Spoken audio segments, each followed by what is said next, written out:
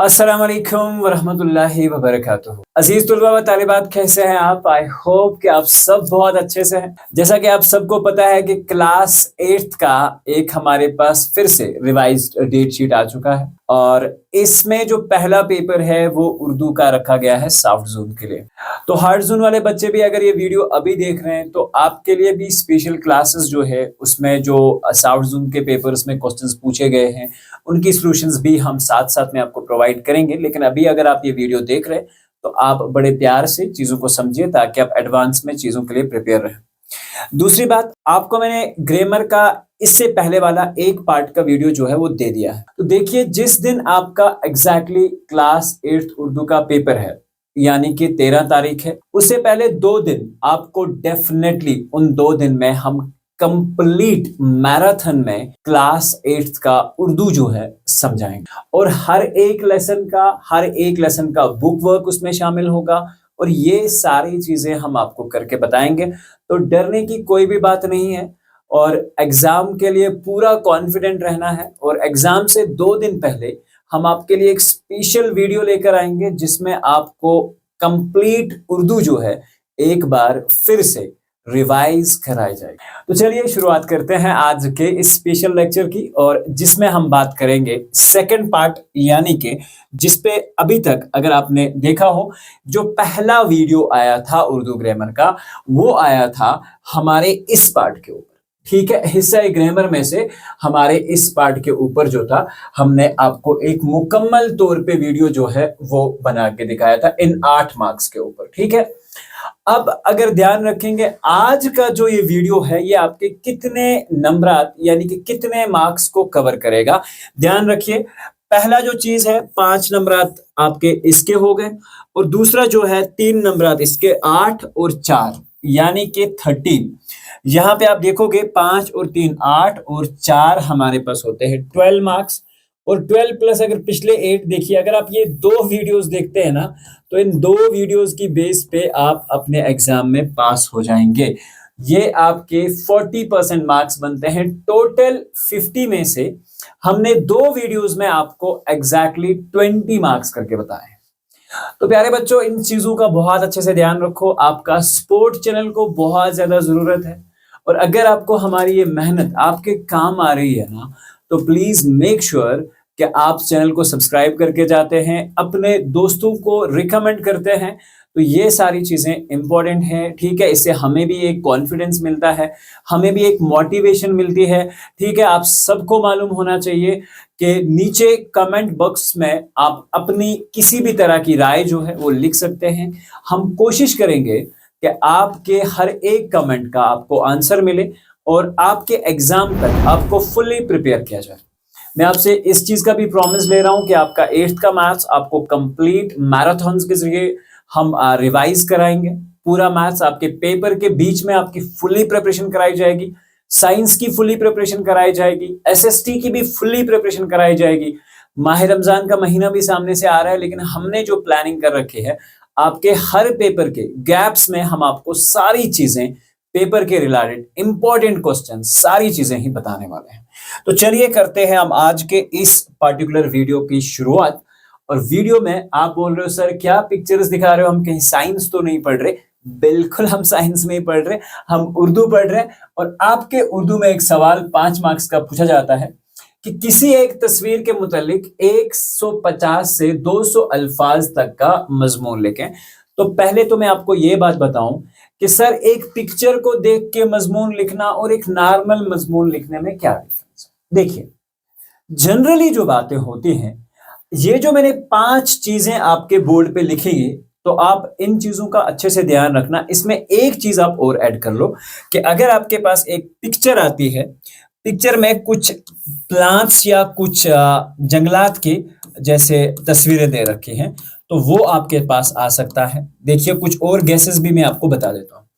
अगर बात करते हैं हम पहले पिक्चर की, पहले पिक्चर में आपको क्या दिख रहा है? कुछ लोग, अपने रोनाल्डो भाई हैं, ठीक है, क्या काम कर रहे हैं कि वो एग्जैक्टली फुटबॉल खेल रहे हैं।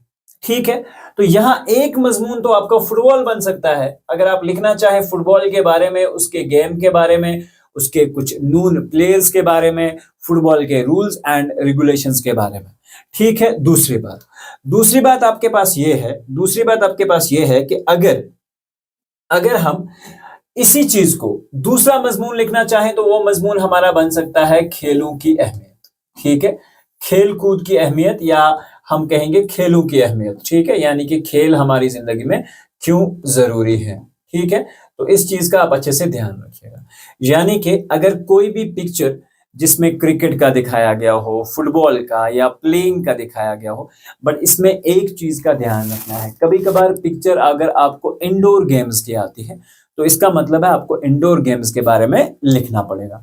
जैसे ये आउटडोर गेम्स हैं, यानी कि बाहर ग्राउंड में खेली जाती है, या अगर आपके पास इंडोर गेम्स का पिक्चर आता है तो पार्टिकुलरली उस गेम के बारे में या इंडोर गेम्स के बारे में आप लिख सकते हो। इस पिक्चर से आपके दो मजमून हैं, चाहे आप फुटबॉल के बारे में लिखें या आप एग्जैक्टली किसके बारे में लिखें, चाहे आप फुटबॉल के बारे में लिखें। ध्यान रखना, या तो आप अपने फुटबॉल के बारे में मजमून लिखें, ठीक है, फुटबॉल के बारे में मजमून लिखें, या आप खेलों की अहमियत के बारे में मजमून लिखें, खेलों की अहमियत। ठीक है। तो या आप इसके बारे में मजमून लिखें, तो बात एक ही है। ठीक है। अच्छे से इस चीज को ध्यान में। हो गई एक बात। दूसरी बात, अगर हम पिक्चर पे बात करेंगे, दूसरी पिक्चर हमारे पास है कश्मीर की पिक्चर है। ठीक है। आपको हमारी जो झील डल है उसका एक नजारा आपके पास पेश किया गया है। तो आप क्या काम करेंगे, इसमें कश्मीर के झील डल के बारे में लिखेंगे। ठीक है। या कश्मीर की किसी पर्टिकुलर झील के बारे में आप लिख सकते हैं। पानी दिख रहा है और झील, तो ऑब्वियसली जब हम झील के बारे में एक्सप्लेन करने जाएंगे तो ये झील डल के ऊपर मजमून बन जाएगा। ठीक है। यहाँ पे आप देख रहे हैं कि ये आलूदगी है हमारे पास। देखिए, आलूदगी आप समझ सकते हैं पोल्यूशन। ठीक है। अब पोल्यूशन बहुत प्रकार के हैं हमारे पास अगर हम बात करें वाटर पोल्यूशन है। ठीक है।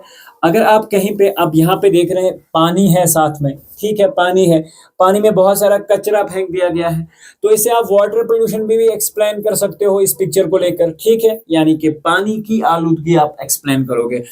अगर हम यहाँ पे देखें, एनवायरनमेंट की आलूदगी भी आ सकती है, यानी कि माहौल की आलूदगी, तो आप ये भी लिख सकते हैं इस मजमून में। ठीक है।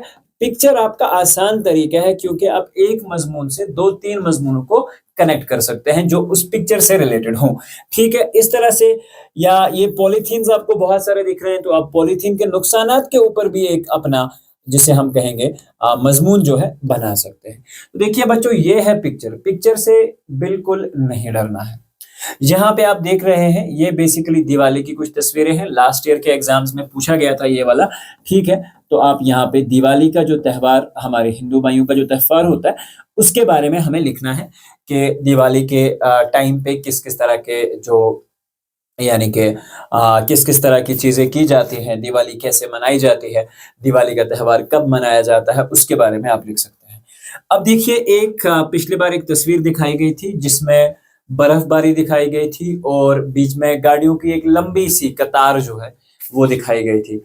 तो आप उससे दो चीजें समझ सकते हो। यहाँ से ये जो आपके पास ध्यान में रखना, ये जो क्वेश्चन है आपके पास, इसमें आप क्या काम करेंगे, इसमें कश्मीर में बर्फबारी का मौसम या मौसम सरमा जिसे हम कहेंगे। ठीक है। मौसम सरमा इन कश्मीर। ठीक है।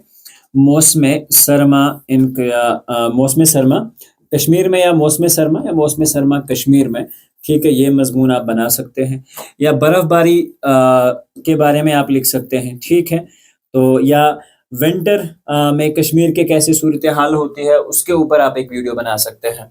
इस तरह से मैंने आपको कहा कि अगर आपके पास कुछ जंगलात के फोटो दिए हुए हैं, प्लांट्स के बड़े बड़े दरख्त आपको दिखाई दे रहे हैं, तो आप वहाँ जंगलात के फायद या जंगलात के फवायद के बारे में आप अपना मजमून जो है वो लिख सकते हैं। तो देखिए, आपके मॉडल पेपर में एक चीज और दे रखी है, आपके पास एक पिक्चर दे रखा है।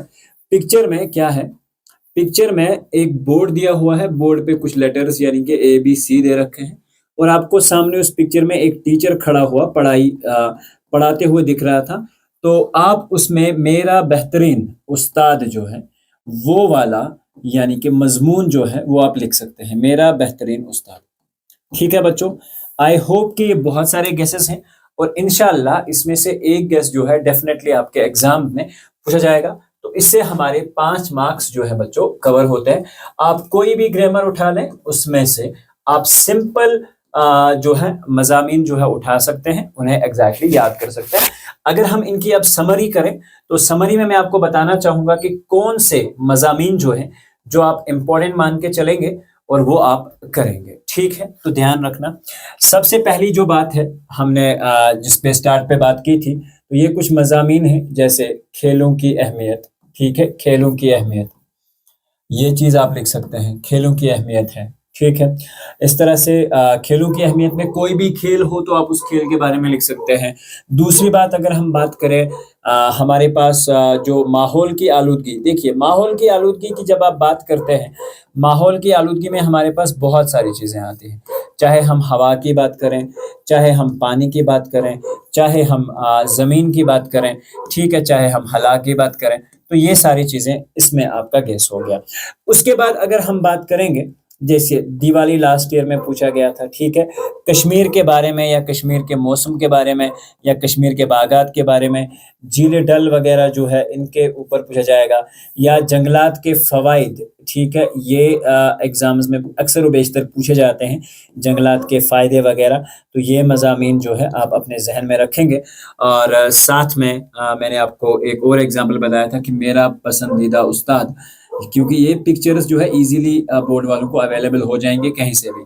मेरा पसंदीदा उस्ताद जो है, ये आप एग्ज़ैक्टली ये वाले मज़ामीन याद कर सकते हैं। देखिए अब मज़ामीन लिखने के कुछ असूल हैं, कुछ तरतीब्स हैं या कुछ चीज़ें हैं जो आपको एग्ज़ाम में बहुत सिंपल तरीके से फ़ॉलो करनी है और आप उनको लिख सकते हैं। देखिए जब भी हम किसी मज़मून को तहरीर करते हैं, ठीक है? तो जैसे मान के चलो मेरे पास एक मज़मून दिया हुआ है हवा की आलूदगी। बात को समझना अच्छे से, क्योंकि चीज़ें पेचीदा हैं, तो इन चीज़ों को समझने के लिए भी आपको अच्छे से समझना पड़ेगा चीज़ों को। सबसे पहले आपको हवा की आलूदगी को डिफ़ाइन करना पड़ेगा कि यह हवा की आलूदगी बेसिकली क्या होती है। जैसे आप लिखेंगे कि हमारे जो आजकल के माहौल में धुआँ, घरों से निकलने वाला फुज़ला है, घरों से निकलने वाली कूड़ा-करकट की जो चीज़ें हैं, ठीक है? या पॉलीथीन का मुकम्मल तौर पे इस्तेमाल जो लोग करते हुए जा रहे हैं, इन सारी चीज़ों का जो है हमारे एनवायरनमेंट में दाखिल हो जाना या बाद में इसे गंदा करना हमारे माहौल की आलूदगी कहलाएगी, ठीक है? या हवा की आलूदगी कहलाएगी, ठीक है? तो जब आपने इसको डिफ़ाइन किया उसके बाद आप इसके कॉज़ेज़ लिखेंगे। कॉज़ेज़ मतलब क्या-क्या चीज़ें हैं जहाँ पे हम इसकी वज़ह से यानी कि हमारी हवा की आलूदगी होती है। जब आपने ये सारी चीज़ें कर ली, आपने कॉज़ेज़ लिख दिए, तो ये एग्ज़ैक्टली आपके 1 से 100 अल्फ़ाज़ तक पहुँच जाएँगे। उसके बाद आप क्या काम करेंगे, आप लिखेंगे कि हम हवा की आलूदगी को कैसे कंट्रोल कर सकते हैं।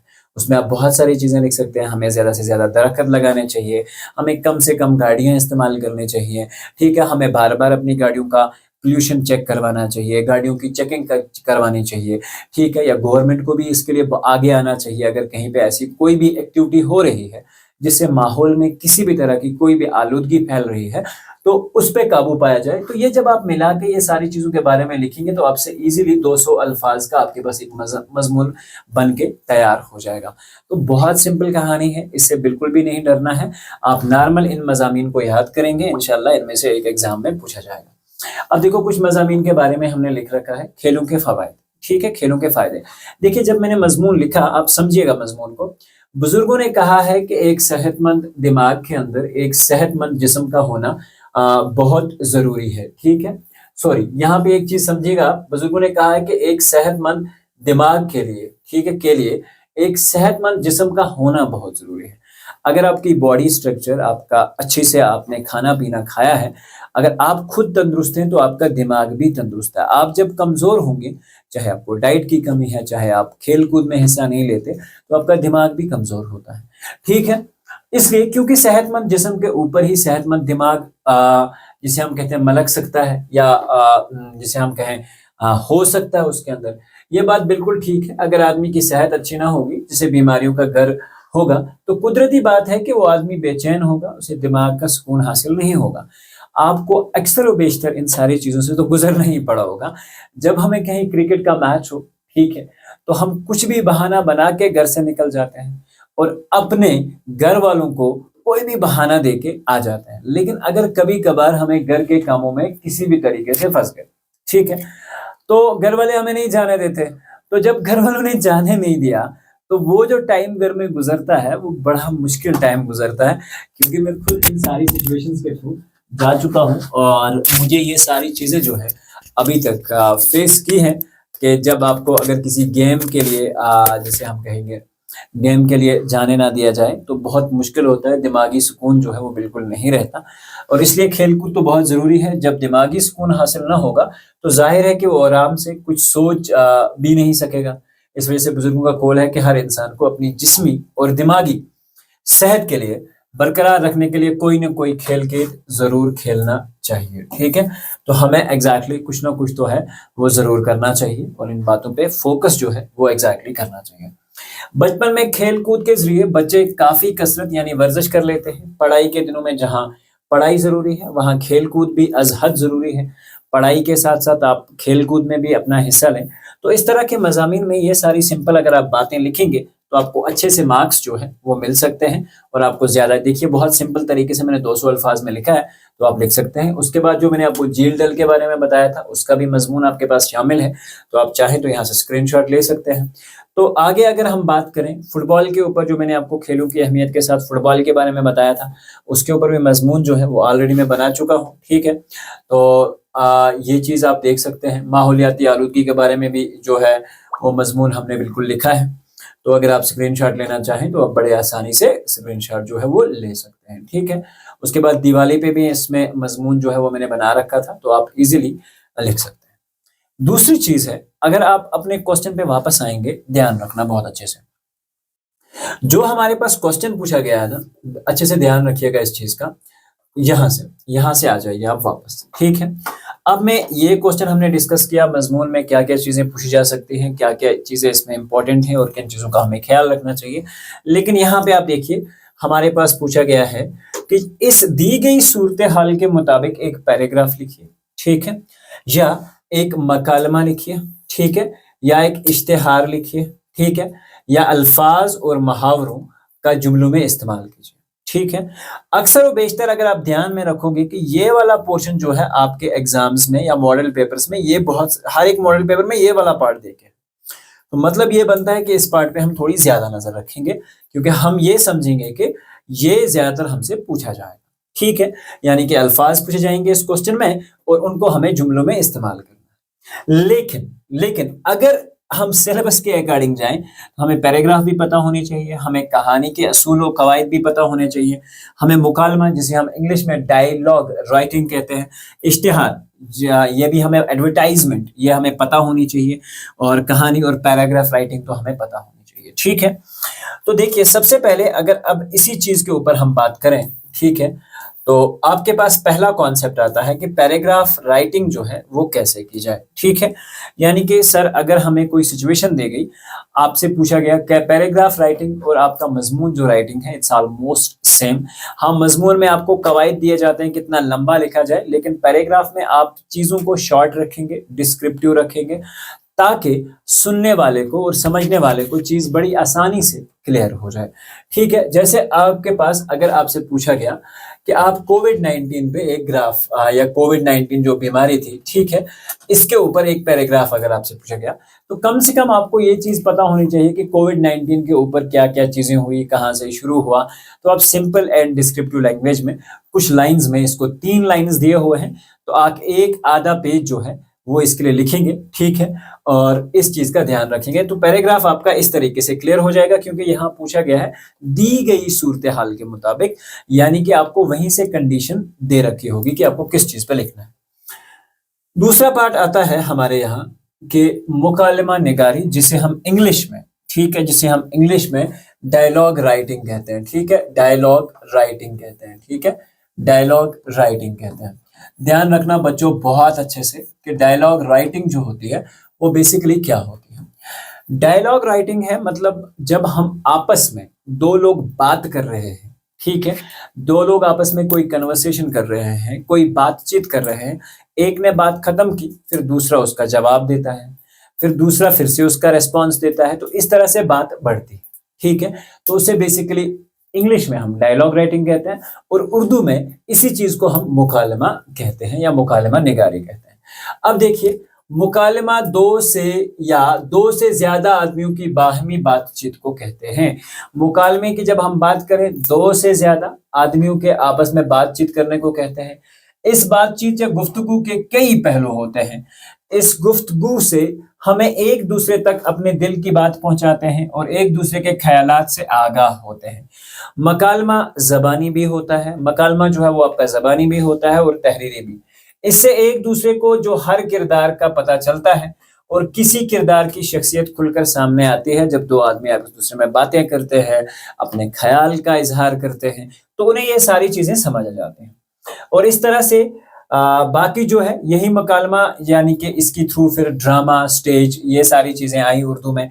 उन्हीं की कामयाबी से नावल, अफ़साना और फ़िल्में वगैरह भी जो है वो कामयाबी की शोहरत फैली, यानी कि बहुत सारी शोहरत मिली इन चीज़ों को। मुकालमा इम्पोर्टेंट है क्योंकि जब दो चीज़ें आपस में बात कर रहे हों, जो आदमी आपस में बात कर रहे हों, वो कॉमेडी भी हो सकती है, वो सीरियस इश्यूज़ पे भी बात कर रहे हैं। तो ये सारी चीज़ें पॉसिबिलिटीज़ हैं जो की जा सकती हैं। अब मुकालमा जो है बेसिकली देखिए, ये मुकालमे के बारे में चीज़ें हैं, मैं आपको बता रहा हूँ कि ये क्या है। ये आपको याद करना या लिखना ज़रूरी नहीं है, आपको नोट वहाँ नहीं पूछा जाएगा, ठीक है?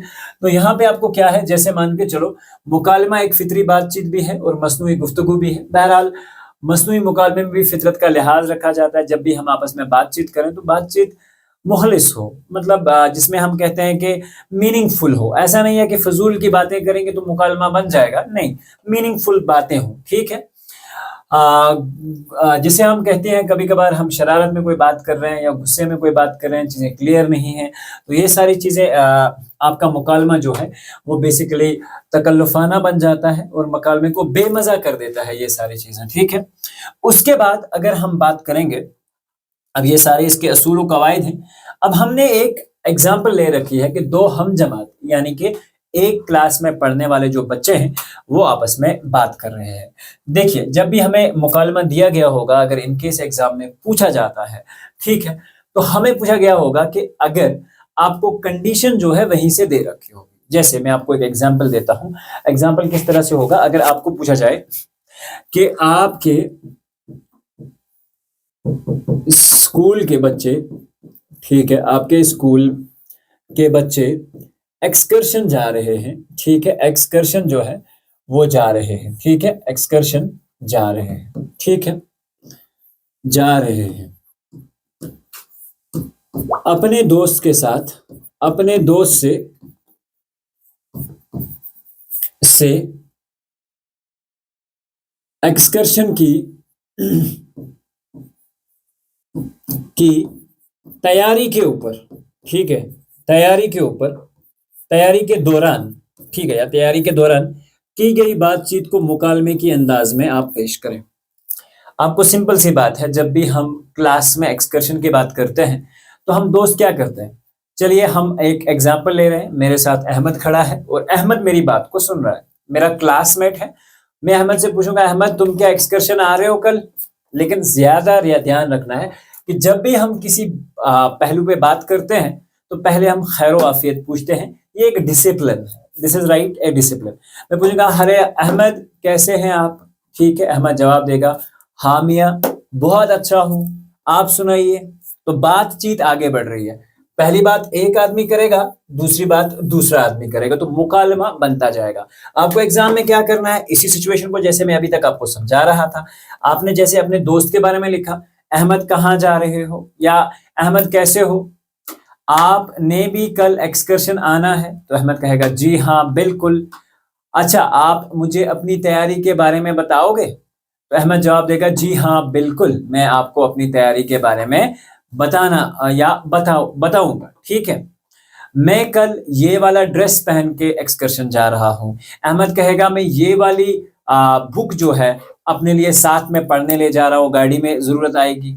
इस तरह की बहुत सारी आप बातें बनाकर एक तरफ से एक का नाम और एक तरफ से एक का नाम, ठीक है, मिलोगे और लास्ट पे कहोगे चलिए तो फिर कल एक्सकर्शन के दिन मिलते हैं।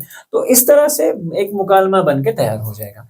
यहाँ पे आपके पास दो हमजमात साथी हैं जो कि आपस में बातचीत कर रहे हैं किसी मुद्दे के ऊपर। आपको मुद्दा जो है पता होना चाहिए, ठीक है। ध्यान रखना, अली रजा क्या कह रहा है, शहरयार मियाँ कहाँ जा रहे हो पूछ रहा है। शहरयार अब इसका जवाब दे रहा है और वो क्या कह रहा है, आगा इज्जत से नाम पुकारा जा रहा है, आप हैं, अस्सलाम वालेकुम। मैंने कहा था पहले ही कि ये चीज जरूरी है। अली रजा, ये क्या सर पैर का होश नहीं और बाजार को भागे जा रहे हो, यानी कि तुम क्यों जल्दी जल्दी बाजार जा रहे हो? शहरयार, भाई साहब सलाम का जवाब तो दिया होता। अली रजा जवाब देता है, वालेकुम अस्सलाम, सच मानो तुम्हें देखकर सलाम का जवाब तक याद न रहा।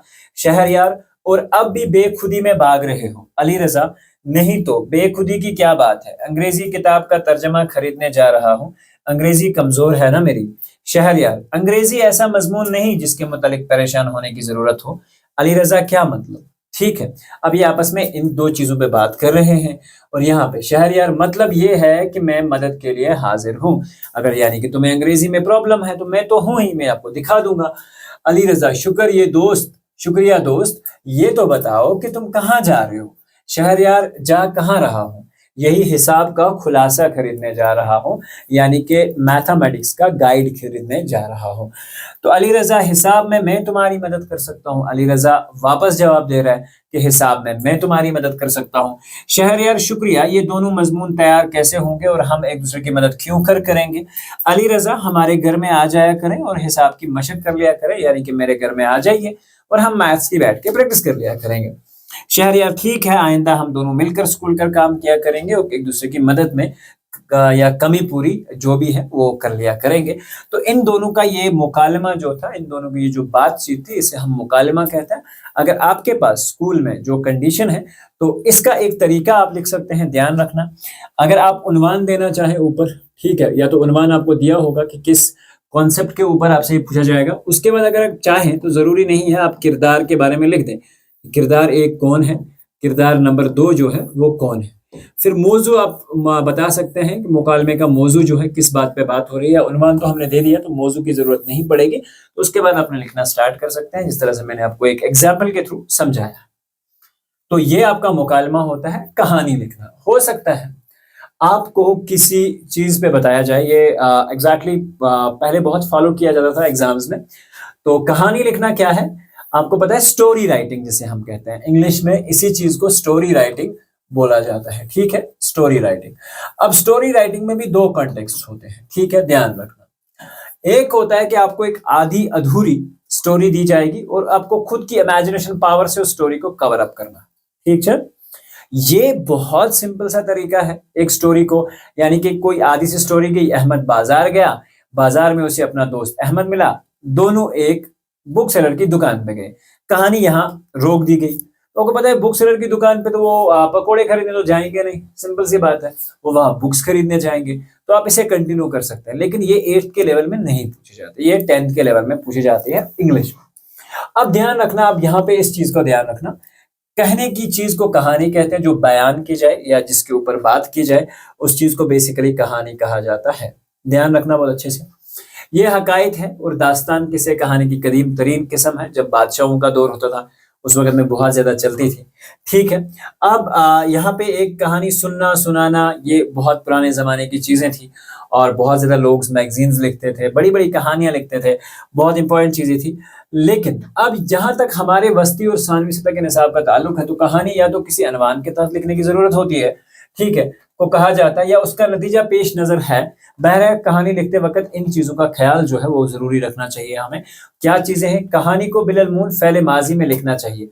कहानी एक्चुअली जो भी चीज होती है ना, वो पास में गुजरे हुए जमाने में बात हुई होती है, तब वो दोनों आपस में मिलकर वहां गए, ठीक है।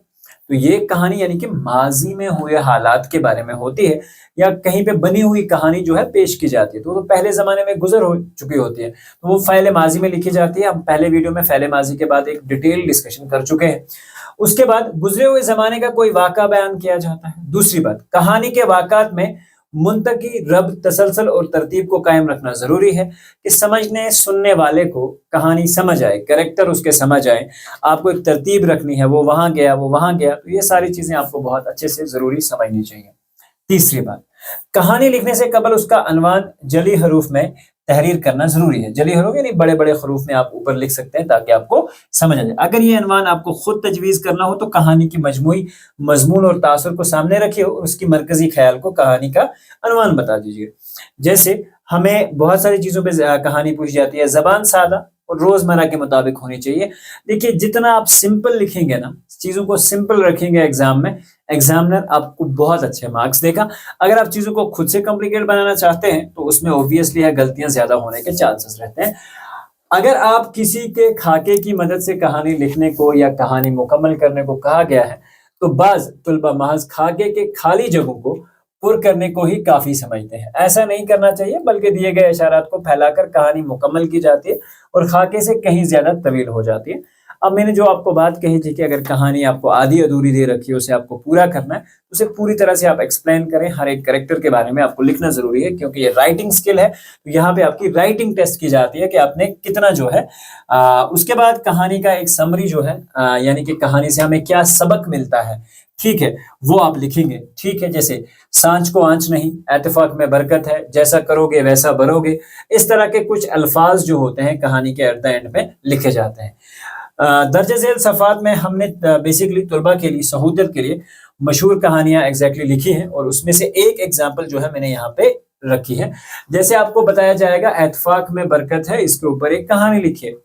इसमें एक मशहूर कहानी है, वो एक बाप के 7 बेटे थे, तो वो आपस में हमेशा लड़ते झगड़ते रहते थे। तो एक बार बाप ने सोचा कि मैं इन सबको समझा दूं, इन सबको बता दूं कि अगर आप साथ में मिलकर रहेंगे, आपस में झगड़े नहीं करेंगे, तो इससे आपका फायदा होगा। तो वो बाप ने बेटों से कहा कि आप भाई साहब एक काम करें, लकड़ियां उठा कर लाएं। एक एक लकड़ी जो है, एक एक लकड़ी का टुकड़ा जो है, एक एक को कहा गया तुम लाने के लिए। और जब ये लाकर अपने पास पहुंचे, ठीक है, तो उस बाप ने उस लकड़ियों का एक गट्ठा बना दिया और उसके बाद बड़े से बेटे को कहा कि भाई साहब तुम ये तोड़ के दिखाओ। फिर छोटे बेटे को दिया, तुम ये तोड़ के दिखाओ। फिर छोटे बेटे को दिया, तुम ये तोड़ के दिखाओ। उनमें से कोई भी आदमी इस गट्ठे को तोड़ ना सका। उसके बाद बाप ने कहा कि गट्ठे को अलग अलग कर दिया जाए। और जब ये चीजें अलग हो गई तो हर एक को अपनी अपनी लाठी दी गई और उसे तोड़ने के लिए कहा, तो सब एक ने आसानी से लकड़ियां तोड़ दी। तो बाप ने बच्चों को यह समझाया कि अगर तुम मिलजुल के रहोगे तो दुनिया की कोई भी ताकत तुम्हें तोड़ नहीं सकती, लेकिन अगर तुम अलग रहोगे तो तुम्हें आसानी से एक एक करके हरा दिया जाएगा, या जिसे हम कहते हैं मार दिया जाएगा, या जिंदगी में और तकलीफों से गुजारा जाएगा अगर तुम अलग अलग होके रहते हो। तो इसमें ये बात हमें समझ आती है कि जो एतफाक है, यानी कि आपस में मिल के रहना है, उसमें बड़ी ताकत है। इस तरह की कहानियां जो है एग्जाम्स में पूछी जाती हैं, तो आप इस तरह की कहानियों को अपने जहन में रखेंगे और कोशिश करेंगे कि इस तरह से मतलब इन कहानियों को आप लिखें। उसके बाद हमारे पास आता है गैर रिस्मी और रिस्मी खतूत। ठीक है, देखिए बच्चों, जो मैंने मॉडल पेपर उर्दू का डिस्कस करा है उसमें ये चीजें मैंने बहुत डिटेल में आपको समझाई हैं। ठीक है, वहां पे हर चीज मैंने ऑलरेडी आपके सामने रख दी है। तो मैं यही चाहूंगा कि आप इन चीजों को बहुत अच्छे से समझेंगे और कोशिश करेंगे कि जिस दिन हम उर्दू का एग्जैक्टली एक लंबा क्लास करेंगे जिसमें आप लगातार जुड़ के रहेंगे, तो उसमें ये सारी चीजें मैं और भी अच्छे से आपको क्लियर करवा दूंगा। खत लिखने के कुछ अहम असूल हैं। ठीक है, खत लिखने के कुछ अहम असूल होते हैं जिनको मद्देनजर रखना बहुत जरूरी है। जब खत लिखते हैं हम, तो इसके शुरू में खत लिखने वाले का अपना मुकम्मल पता और तारीख जो है वो दाईं तरफ लिखना बहुत जरूरी होता है जब हम गैर रस्मी खत लिख रहे हो। नई सतर पर मुखातिब के अलकाब अस्सलाम वालेकुम, जैसे भाई जान, प्यारे अब्बा जान, ठीक है, प्यारे चिच्चा जान, इनको अलकाब कहा जाता है, तो ये लिखने जरूरी है। फिर नई सतर से खत का मजमून शुरू कीजिए, लेकिन मजमून के हाथ में पर नई सतर के मुखातिब में हाँ ये आपको यूज करना है। फिर नई सतर के दौरान जो है आपको खत शुरू करनी है। फिर मजमून के खात्मे पर एक अलविदाई कलिमात जो है वो लिखने हैं। आखिर में खत लिखने वाले का अपना नाम लिखना है। कोशिश करें कि खत में कोई फजूल बात ना लिखें, जो कुछ भी लिखें गलतियों से पाक और खुश खत लिखें। ठीक है, दूसरी बात, खत मुकम्मल होने के बाद एक दफा पढ़ ले ताकि गलती का इम्कान बिल्कुल भी ना रहे। तो इन चीजों में आप अच्छे से समझ लें।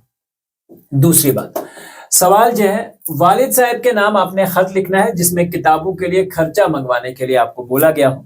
तो यहाँ पे आप देखिए, श्रीनगर से मैं ये खत लिख रहा हूँ, नीचे मैं तारीख दे रहा हूँ, और बेटर यही है कि एग्जाम में आप उसी दिन की तारीख लिखें जो एग्जाम के आपके दिन है। यानी कि आप एग्जाम में अपना 13 मार्च वाला डेट जो है, 13 मार्च, ठीक है, 2024, ठीक है, तो ये आप एग्जैक्टली लिखेंगे। लेकिन देखिए, तारीख लिखने के भी 2 तरीके हैं, मैं आपको समझा देने की कोशिश करूंगा कि चलो वो हमने एक्चुअली इसमें लिख रखा है, या इसको बतारीख लिखा जाता है पहले, जैसे हम इंग्लिश में डेट लिखते हैं ना पीछे, ध्यान रखना, डेट के बाद हम नीचे डेट मेंशन करते हैं। इस तरह से उर्दू में पीछे क्या लिखा जाता है, एक तरीका है कि आप इस तरह लिखेंगे बतारीख, ठीक, ये वाला, ठीक है, ये आपने लिखा और उसके सामने आपने डेट लिख दी जो उस दिन की डेट होगी। दूसरा तरीका है आप डेट को इस तरह से भी आज मोरखा करके भी एग्जैक्टली लिख सकते हैं, आज मोरखा, लेकिन ध्यान रहे कि इसमें आप हमेशा से ये राइट साइड से स्टार्ट करेंगे, पहली बात। उसके बाद इसको बेसिकली आपको अलकाब बोला जाता है, प्यारे अब्बू जान, प्यारे बाबा जान, प्यारे चिच्चा जान, इसको उर्दू खतूत में अलकाब बोला जाता है जिसके आप लिख रहे हैं। फिर यहां से आपने जब स्टार्ट किया, यानी कि जहां पे आपने ऊपर से राइटिंग कर रखी है, इससे थोड़ा सा आप आगे चलेंगे, ठीक है, और फिर ये वाला जो अपना लाइन है थोड़ा सा आगे से स्टार्ट करेंगे। मान के चलो जितना आपने ये एड्रेस लिख रखा हो, डेट और अपना जगह लिख रखी हो, उसके सेंटर से आप डायरेक्ट लाइन के इसमें नहीं आएंगे, थोड़ा सा आगे बढ़ेंगे। उम्मीद है कि आप खैरियत से होंगे। आपको ये सुनकर बड़ी खुशी होगी कि हमने 5वीं जमात का इम्तिहान में कामयाबी हासिल कर ली है और अपने स्कूल में मेरी अव्वल पोजीशन आई है। चंद रोज बाद अगली जमात की पढ़ाई शुरू करनी है। किताबें खरीदने के लिए मुझे 2000 रुपए दीजिए, ठीक है। सिंपल और सादा लैंग्वेज। अम्मी जान, भाई जान और बाजी जान को सब खैरियत से हैं और आपको सलाम कहते हैं। फिर आपका बेटा अलिफ बे जीम, ठीक है। अब इसमें एक चीज का ध्यान रखना है, ठीक है। ये जो आजकल है ना, ये राइट आपका बेटा लेफ्ट साइड में लिखा जाए, ठीक है। तो इसमें आप एक चीज का बहुत अच्छे से जो है ध्यान रखेंगे कि हमेशा आप चाहे इसे लेफ्ट में लिखें, पुराना रवाज जो था हाथ में हमेशा लेफ्ट में लिखा जाता था, लेकिन एग्जैक्टली आजकल जो है वो राइट में ज्यादा लिखने का रिवाज है। लेकिन आप लेफ्ट में लिखते हैं या राइट में लिखते हैं, इसमें कोई प्रॉब्लम नहीं है। आपका खतूत का फॉर्मेट जो है वो गलत नहीं माना जाता। नेक्स्ट चीज, उसके बाद आता है हमारा एप्लीकेशन, यानी कि दरखास्त लिखने के कुछ कवायद। ये लिखे तो वाव के साथ, वाव मादूला है यहाँ पे, यानी कि जिसे हमें साइलेंट रखना पड़ता है। तो दरख्वास्त नहीं पढ़ेंगे, इसे हम दरखास्त पढ़ेंगे। ये चीज ध्यान में रखनी चाहिए। तो जब भी हम एक दरखास्त या एक एप्लीकेशन लिखने की कोशिश करते हैं तो पहली सतर में अफसर का ओहदा और पता लिखा जाता है, यानी कि जिसे हम बेखिदमत जनाब का यूज करते हैं, ठीक है। बेखिदमत जनाब एडिटर साहब, न्यूज या जिसे हम कहेंगे निजी अखबार ग्रेटर कश्मीर श्रीनगर, ठीक है। तो उसका ओहदा पहली सतर में लिखना जरूरी है। बेखिदमत जनाब प्रिंसिपल साहब हायर सेकेंडरी स्कूल फलाना फलाना ढिंकाना, जो भी आप लिखना चाहेंगे वो लिख सकते हैं। दूसरी सतर के दरमियान में जनाबे आली, यानी कि यहाँ पे आपने क्या किया, ऊपरी सतर में लिखा बेखिदमत जनाब, इसके सेंटर में आएंगे, यहाँ आप जनाबे आली लिखेंगे। दूसरी बात, तीसरी सतर में 2-3 अल्फाज की जगह छोड़कर, जैसे मैंने आपको कहा आपने यहाँ से स्टार्ट किया है, तो आपने 3 अल्फाज की जगह छोड़ी, आपने यहाँ से स्टार्ट की नेक्स्ट लाइन, फिर आपकी नेक्स्ट लाइन ऐसे स्टार्ट होगी, नेक्स्ट लाइन ऐसे स्टार्ट होगी, फिर देन एंड, और इस तरह से। उसके बाद गुजारिश है कि इस तरह के अल्फाज से हम बेसिकली शुरू करते हैं मुअद्दबाना अंदाज में, क्योंकि हम किसी डिग्निटी को, बड़े ऑफिसर को खत लिख रहे होते हैं, तो इनमें इन चीज़ों का ख्याल रखना। जैसे गुजारिश है कि इनसे हम शुरू करेंगे, मुअद्दबाना इल्तिमास है, नहायत अदब से गुजारिश की है कि दरख्वास्त मुख्तसर और सादा अल्फाज में लिखिए। दरख्वास्त हमेशा से मुख्तसर होनी चाहिए, सिंपल और सादा लैंग्वेज में होनी चाहिए। जिस अफसर को दरख्वास्त लिखी जा रही हो उसके एहतराम का पूरा ख्याल रखा जाइए। जिस भी ऑफिसर को आप दरख्वास्त लिख रहे हैं उसके ओहदे का ख्याल रखना बहुत जरूरी है। दरख्वास्त के खात्मे पर कोई दुआया जुमला या मुअद्दबाना अल्फाज लिखने की जरूरी है। जैसे हम लिखते हैं ऐन नवाजिश होगी, ठीक है, इस तरह से कुछ जैसे है शुक्रिया, आपका मैं शुक्रगुजार हूँ, ज्यादा आदाब, या ममनून रहूंगा, हूंगा, ठीक है, या होंगी, अगर लड़की है तो होंगी लिखेगी, ठीक है। तो इस तरह से दरख्वास्त के आखिर में 2 सत्रों के बराबर जगह छोड़कर दरमियान में नुमाया अल्फाज में अल आरिस, ठीक है, या दरख्वास्त गुजार लिखिए, और उसके दाएं तरफ अपना पूरा नाम, मुकम्मल पता जो है वो लिखिए दाएं तरफ, ठीक है। नाम और पते के नीचे तारीख जरूर कीजिए ताकि मालूम हो कि जाए कि आपने किस तारीख को ये दरख्वास्त जो है वो बेसिकली लिखी है, ठीक है। जैसे मैंने आपको बताया, बता रही है 2 जनवरी या मोरहा। आप इस तरह से 2 तरीकों से अपनी डेट जो है वो उर्दू में तहरीर कर सकते हैं या लिख सकते हैं। अब देखिए यहाँ पे बेसिकली क्या है कि आपने एक तहरीर लिखी है, बेखिदमत जनाब, या ऊपर क्वेश्चन है अपने स्कूल के सरबराह के नाम फीस माफ करने की दरख्वास्त लिखी है या जुर्माना माफ करने की दरख्वास्त लिखी है। आपने यहाँ से स्टार्ट किया, बेखिदमत जनाब प्रिंसिपल साहब अमीना भाई, जो भी आपका स्कूल है, ठीक है, ये आपकी पहली लाइन आ गई। फिर जनाबे आली। जब आप इसे पेपर पे लिखेंगे तो यहाँ बोर्ड पे आपको ये बड़ा बड़ा दिखाई दे रहा होगा, पेपर पे लिखेंगे तो ये एक लाइन ऊपर वाली कवर करेगी। फिर लाइन के सेंटर में आप आगे जनाबे आली लिखेंगे, ठीक है। फिर गुजारिश खिदमत थोड़ा सा इसके नीचे और इससे थोड़ा सा आगे। गुजारिश खिदमत यूं है कि न्याजमंद, फिर अपना लिखेंगे। उसके बाद देखिए न्याजमंद लिखा, वफा एजाज जो भी है, इतने अगस्त 2022, इन सारी चीज़ों का आपने ख्याल रखना है कि आप इसे राइट में लिखें और इस तरह से आप तहरीर जो है लिख सकते हैं। अगर आप अल्फाज का जुमलों में इस्तेमाल आना है, कवि जिसे हम कहते हैं ताकतवर है, ठीक है, तो ये सारी चीज़ें बहुत ज़रूरी हैं कि आप इनका बहुत अच्छे से ध्यान रखें।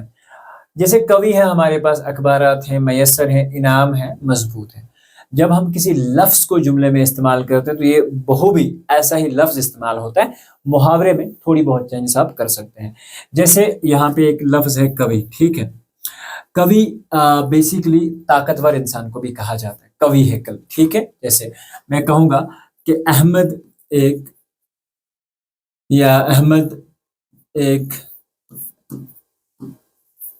कवि आदमी है, यानी कि क़ुव्वत वाला आदमी है, ठीक है। अखबारात, ठीक है। हमारे शहर में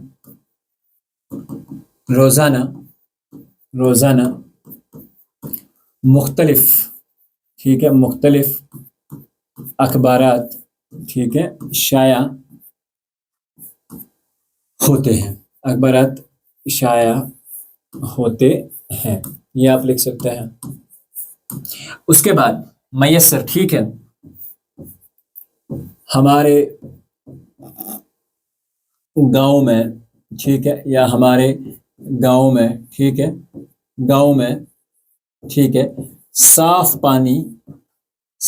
पानी हमेशा मयस्सर रहता है, ठीक है। उसके बाद इनाम, ठीक है। मुझे इनाम में, ठीक है, कुरान करीम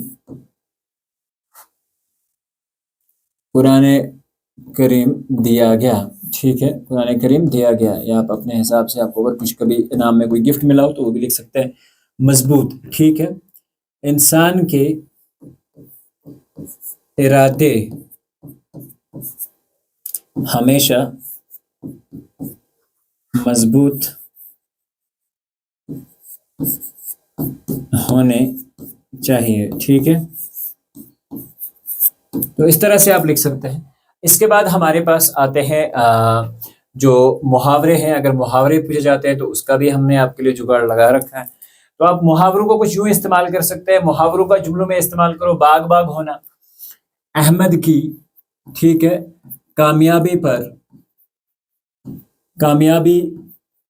अहमद की कामयाबी की खबर सुनकर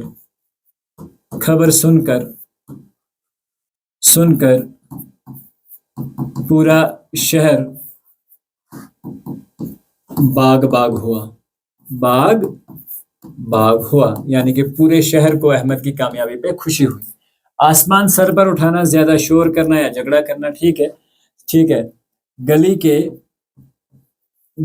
के बच्चों ने, ठीक है, गली के बच्चों ने आसमान सर पर उठा रखा है, ठीक। जल्दी पर तेल छिड़कना, हमें जल्दी होता है यानी कि झगड़े को बढ़ावा देना, उसे जल्दी पर तेल छिड़कना कहते हैं। तो हमें कभी भी जल्दी पर तेल छिड़कने का काम नहीं करना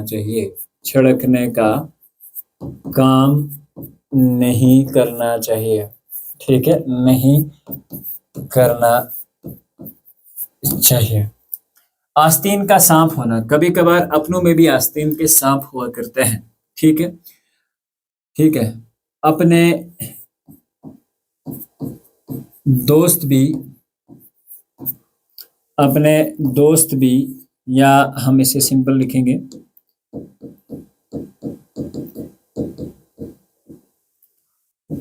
दोस्तों में भी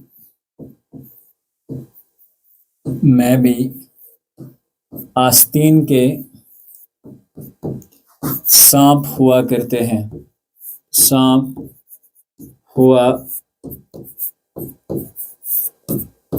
हैं। छाती पीटना, ठीक है, छाती पीटना होता है गम करना, ठीक है। तो हम ये कहेंगे कि मौत की खबर सुनकर या किसी आदमी की मौत हम लिखते हैं किसी इसम की, यहाँ पे लिखेंगे अहमद की, ठीक है। मौत की खबर सुनकर अहमद की माँ छाती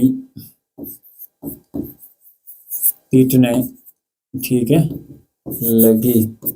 तो इस तरह से आप इन अल्फाज का जुमलों में सही तौर तरीके से समझते हैं। एक और चीज को देखिए, ये जो पार्ट है आपके पास, इसमें दो चीजें हैं।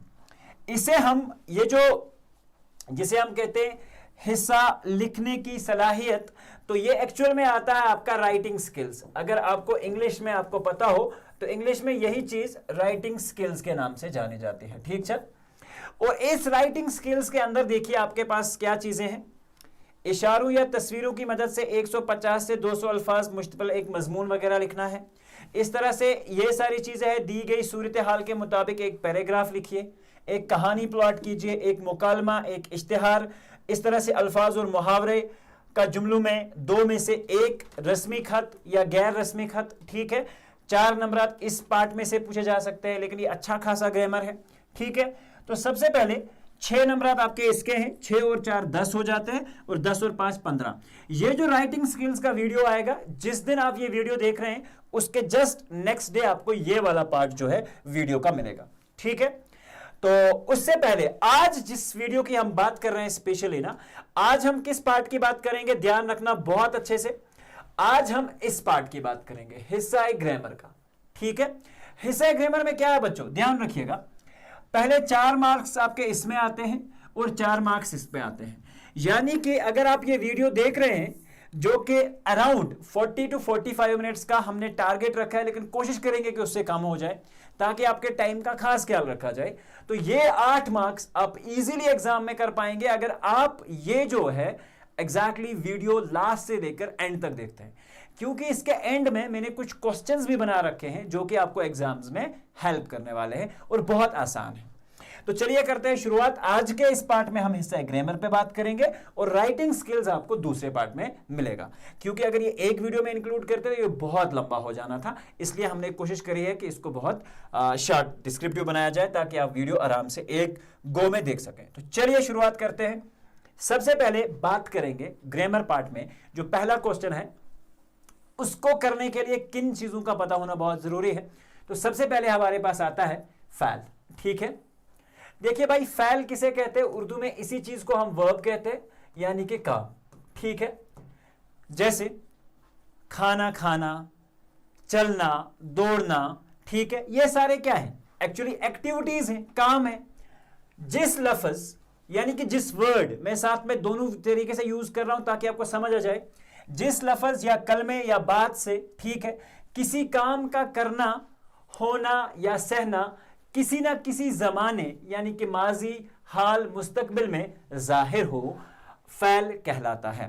अब अगर हमने कोई काम करा तो काम डिफरेंट तरीके से हम 3 सिचुएशंस में कर सकते हैं। जैसे मैं कहूंगा मैंने आज की क्लास या मैंने जो आज का सबक है पढ़ लिया है, तो आप समझ रहे हैं आज का सबक पढ़ लिया है यानी कि जो गुजरा हुआ वक्त था उसमें मैंने ये काम किया है। मैं एक सिचुएशन ऐसा कहूंगा कि मैं आज का सबक 1 घंटे के बाद पढ़ूंगा, एक सिचुएशन। और तीसरी सिचुएशन है कि मैं आज का सबक पढ़ रहा हूं। अब इसमें आपको क्या चीज समझ आ रही है कि एक काम फ्यूचर में हो रहा है, एक काम हमारे पास्ट में हो चुका है और एक काम हम प्रेजेंट में कर रहे हैं, और इसी चीज को माजी, हाल और मुस्तकबिल कहा जाता है। आई होप कि आपको यह कॉन्सेप्ट तो समझ आ गया होगा। अब थोड़ा सा आगे बढ़ते हैं और सेंटेंसेस को समझ के इस चीज को समझाते हैं, क्योंकि एक क्वेश्चन आपसे पूछा जाता है कि ये जो सेंटेंस है ये कौन सा सेंटेंस है, क्या ये फ़ेल माजी है, क्या ये फ़ेल हाल है, क्या ये फ़ेल मुस्तकबिल है। समझिए बात को। यहां पे एक सेंटेंस लिखा गया है, अमजिद ने खत लिखा। अब आप ये चीज समझ सकते हैं ना, अगर मैं इसी चीज को ऐसा कह दूं, अगर मैं इसी चीज को ऐसा कह दूं, यहां पे अमजद खत लिख रहा है, अमजद खत लिख रहा है, एक सिचुएशन। और इसी चीज को मैं कहूं Amjad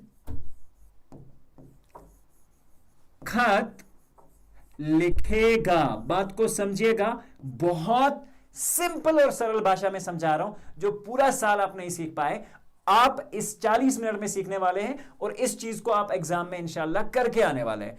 I will guarantee you on that. सबसे पहले अमजद ने खत लिखा, आप समझ रहे हैं, अमजद खत लिख चुका है। किस बात में बात हो रही है, किस जमाने की बात हो रही है? जमाने पे बात हो रही है जो जमाना गुजर चुका है। ठीक है, अमजद ने खत लिख लिया है, यानी कि पास्ट की बात है। अमजद खत लिख रहा है, अभी की बात है, यानी कि अभी भी वो प्रेजेंटली जब हम बात कर रहे हैं वो काम कर रहा है। ठीक है, तीसरी बात, अमजद खत लिखेगा, यानी कि जो आने वाला वक्त है उसमें अमजद खत लिखेगा। अभी अमजद ने खत ना तो लिखा है और ना ही अमजद खत लिख रहा है, अमजद खत लिखेगा। तीन चीजें, और आई होप कि ये तीन चीजें आपको समझ आ गई होंगी, जिसे हम प्रेजेंट, पास्ट और फ्यूचर के नाम से जानते हैं। समझ रहे हैं? देखिए, ये हमारा जो है माजी, जिसे हम पास्ट कहते हैं, ध्यान रखना। इसमें अगर आपको इंग्लिश में अच्छा दस्तरस हासिल है, क्योंकि बहुत सारे बच्चों का उर्दू अच्छा नहीं होता, तो प्रेजेंट आपका हाल कहलाता है, ध्यान रखना। ठीक है, सॉरी, हाल कहलाता है। पास्ट जो होता है बच्चों, पास्ट आपका जिसे हम माजी कहते हैं कहलाता है, और फ्यूचर जिसे हम कहते हैं इंग्लिश में, ठीक है, फ्यूचर टेंस, वो हमारा क्या कहलाता है? वो हमारा मुस्तकबिल कहलाता है। बात को समझना बच्चों, बहुत आसान है। ठीक है, मुस्तकबिल। ठीक है, अब ये चीज अगर आपने समझी, अब इन 3 सेंटेंसेस को आप देखिए। वहां पे आपको एक सेंटेंस दे रखा है, सेंटेंस दिया हुआ होगा, आपको बताना है कि क्या ये सेंटेंस एग्जैक्टली फ़ेल माजी है, क्या ये फ़ेल हाल है, क्या फ़ेल मुस्तकबिल है। अब समझना, अमजद ने खत लिखा, किसकी बात हो गई? यानी कि पास्ट की बात हो गई। तो अपने पास्ट यहां से आपने क्लिक किया, आप लिखोगे ये सेंटेंस या ये जुमला फ़ेल माजी है। बात समझी? आई होप कि अच्छे से क्लियर है। मैं खाना खाऊंगा, यानी कि अभी बंदे ने खाना ना तो खाया है और ना ही वो खा रहा है, फ्यूचर की बात हो रही है। तो ये वाला जो जुमला आपका कहलाएगा, मैं खाना खाऊंगा, ये फ़ेल मुस्तकबिल है। बात को समझिएगा बच्चों। ठीक है, जितनी भी हमारी टीम से कोशिश हो रही है, we are trying our best level, और आई होप कि आपको ये सारी चीजें समझ में आ रही होंगी। माली पौधों को पानी दे रहा है। माली पौधों को, माली वो होता है जो एक बाग की रखवाली करता है, कैसे आदमी को जो बाग या किसी भी बाग की देखभाल करता है, पानी जिसे हम कहते हैं पेड़ों को पानी देता है, बाकी चीजें करता है। माली पौधों को पानी दे रहा है, ये जो फ़ेल है, ये फ़ेल आपका ये सेंटेंस में काम तो हो रहा है, पानी दिया जा रहा है, खाना खाया जा रहा है, खत लिखा जा रहा है, यानी कि काम की बात हो रही है। लेकिन ये काम जो हो रहा है ये प्रेजेंट में अभी भी हो रहा है, माली पौधों को पानी दे रहा है। ठीक है, तो ये वाला सेंटेंस जो बेटा आपका हो जाएगा, ये आपका फ़ेल हाल कहलाएगा, यानी कि ये आपका प्रेजेंट कहलाएगा। ऊपर की मिसालों में लिखा, देखिए, लिखा, खाऊंगा और दे रहा है के अल्फाज फ़ेल हैं। तो ये अल्फाज जो हैं बेसिकली काम के सिलसिले में पूछे जाते हैं। आई होप कि मेरी ये बातें अच्छे से क्लियर हो गई होंगी। ठीक है, आपसे बोल रहा हूं, प्लीज मेक श्योर दैट कि आप इसका नोट भी बनाते हैं साथ साथ में। ठीक है, चलिए अब बात करते हैं। देखिए, अब हमने क्या काम किया, यहां से अच्छी तरह से समझिएगा। अब इसको एक एक करके हम डिफाइन करते हैं। फ़ेल माजी क्या होता है, हाल क्या होता है और मुस्तकबिल क्या होता है, उसकी कुछ एग्जांपल्स भी ले लेते हैं ताकि आपको एग्जाम में किसी तरह की कोई दिक्कत ना हो। फ़ेल माजी वो फ़ेल है जिसमें किसी काम का करना होना गुजरे हुए जमाने में पाया जाए। ठीक है, फ़ेल माजी किसे कहा जाता है? जिसे हम एग्जैक्टली पास्ट कहते हैं। और पास्ट क्या होता है बच्चों, ध्यान रखना बहुत अच्छे से, गुजरा हुआ जमाना, किसी काम का करना या होना जब गुजरे हुए जमाने में पाया जाए तो उसे हम कहते हैं पास्ट, यानी कि फ़ेल माजी। माली ने पौधों को पानी दिया, उसने पानी दे दिया, अब वो वक्त गुजर चुका है। मैंने स्कूल का काम किया, यानी कि अभी अगर मैं आपसे ये कह रहा हूं कि मैंने स्कूल का काम कर लिया, तो इसका मतलब ये हुआ कि ये काम मैं पीछे गुजरे हुए वक्त में कर चुका हूं। तीसरी बात, यहां पे इन मिसालों में दिया और काम किया फ़ेल माज़ी हैं। तो इस तरह से आप किसी भी सेंटेंस को इजीली ये रेक्टिफाई कर सकते हैं कि क्या ये सेंटेंस फ़ेल माज़ी की बात कर रहा है, क्या ये पास्ट के बारे में बात कर रहा है, क्या ये हाल के बारे में बात कर रहा है, या ये आपके मुस्तकबिल के बारे में बात कर रहा है। I hope things are getting clear. चलिए अब बात करते हैं फ़ेल हाल की। ठीक है, देखिए फ़ेल हाल में क्या चीजें हैं। वो फ़ेल जो मौजूदा जमाने में जारी हो, जो मौजूदा जमाने में जारी हो, वो काम, जब उस काम के बारे में आप बात कर रहे हैं तो वो काम अभी भी हो रहा है। जैसे मैं अभी ये चीज कह सकता हूं, बारिश पड़ रही है या बारिश बरस रही है, तो बाहर बारिश इस वक्त हो रही है। जिस वक्त मैं इसकी बात कर रहा हूं, ये एग्जैक्टली काम जो है वो हो रहा है। देखिए यहां पे मैं लिख रहा हूं वो दौड़ता है, ठीक है, या वो दौड़ रहा है, परफेक्ट, ठीक है। तो यहां पे दौड़ता है की जगह हम लिखेंगे वो दौड़ रहा है, वो दौड़ रहा है। तो ये मतलब जिस वक्त हम इसके बारे में बात कर रहे हैं तब भी ये काम हो रहा है। तो ये एक्चुअली आपका फ़ेल हाल जो है वो आएगा, ठीक है। उसके बाद ठीक है, दूसरी चीज हो गई। अब अगर हम यहां पे इस चीज को समझे, फ़ेल माज़ी हो गया, फ़ेल हाल हो गया, उसके बाद फ़ेल हाल की दो एग्जाम है। ये एग्जैक्टली इन एग्जाम में जाने की ज़रूरत भी नहीं है। फ़ेल हाल तमाम बोला जाता है और फ़ेल हाल जारी बोला जाता है। फ़ेल हाल तमाम में मौजूदा ज़माने यानी कि हाल ज़माना का पाया जाता है। मसलन आप इस चीज़ को अच्छे से समझ सकते हैं, बट मैं ये रिकमेंड करूँगा कि इस पर ज़्यादा ध्यान ना दिया जाए, ठीक है। ये इसकी एग्जाम हमने एग्जैक्टली मिस यहाँ पे लिख दी है ताकि आपको समझ आ जाए चीज़ें। फ़ेल हाल की दो एग्जाम है, एक वो अफ़ाल हाल तमाम जिसे यहाँ पे आप ध्यान रखें, फ़ेल हाल तमाम और फ़ेल हाल जारी, ठीक है। क्या होते हैं फ़ेल हाल तमाम में मौजूदा ज़माने यानी हाल का ज़माना पाया जाता है। मसलन लड़की किताब पढ़ती है, लड़का भागता है, इस तरह से, ठीक है।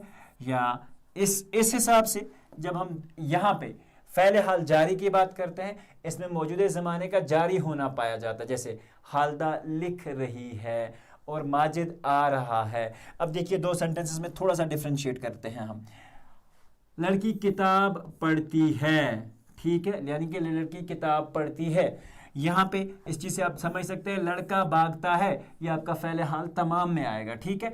जहाँ पे आप एक चीज़ समझते हैं, लड़की किताब पढ़ती है, ठीक है, यानी कि ये किताब लड़की पढ़ती है।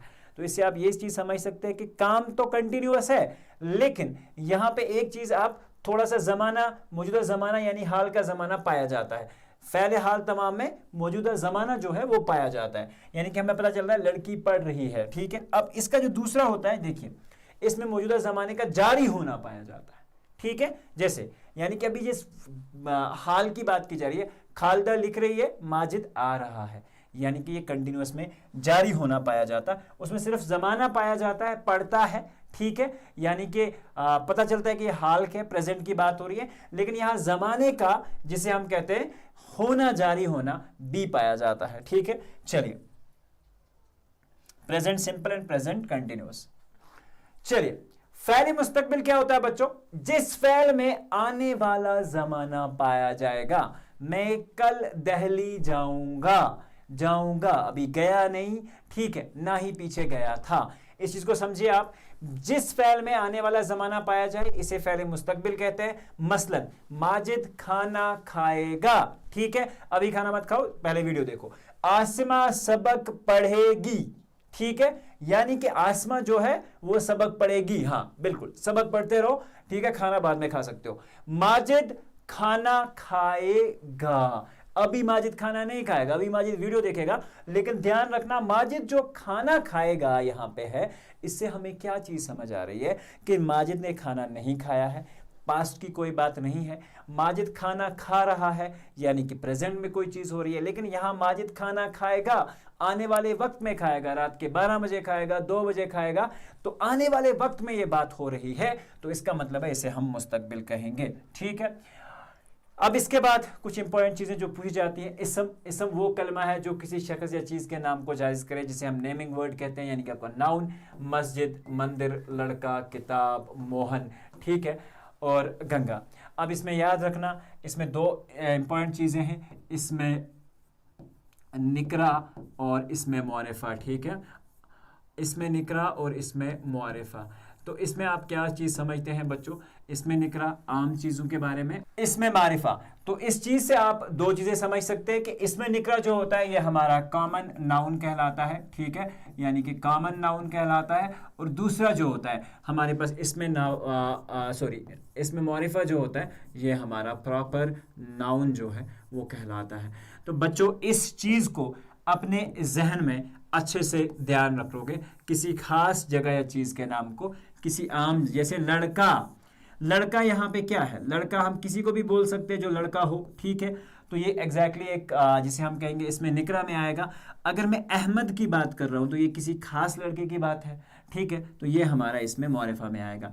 मैं किसी इमारत की बात कर रहा हूं तो इमारत एक आम इसम है, ठीक है, लेकिन अगर मैं ताजमहल की बात कर रहा हूं तो ताजमहल क्या है, ताजमहल हमारा एग्जैक्टली एक क्या है जिसे हम कहते हैं एक इसमें मुआरिफा में आता है, एक प्रॉपर नाउन है, ठीक है।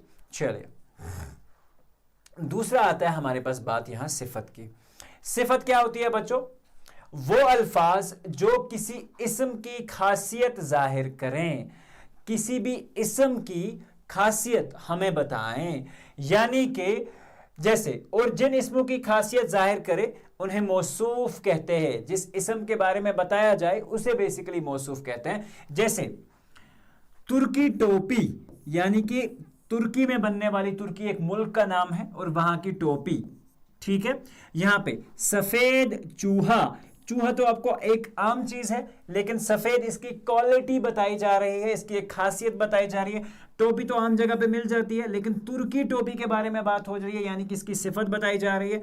और इस तरह से लंबी गाड़ी, गाड़ी तो हर जगह होगी, लंबी इसकी सिफत है, तो इस चीज को आप समझिएगा। जैसे मैं कहूंगा अच्छा लड़का, अच्छा लड़का, यहां ये जो अच्छा है, जो इसके बारे में, लड़के के बारे में हमें पता चल रहा है कि एक लड़का बहुत अच्छा है, तो ये अच्छा इसकी सिफत कहलाती है, ध्यान रखना, ठीक है। सिफत क्लियर हुआ।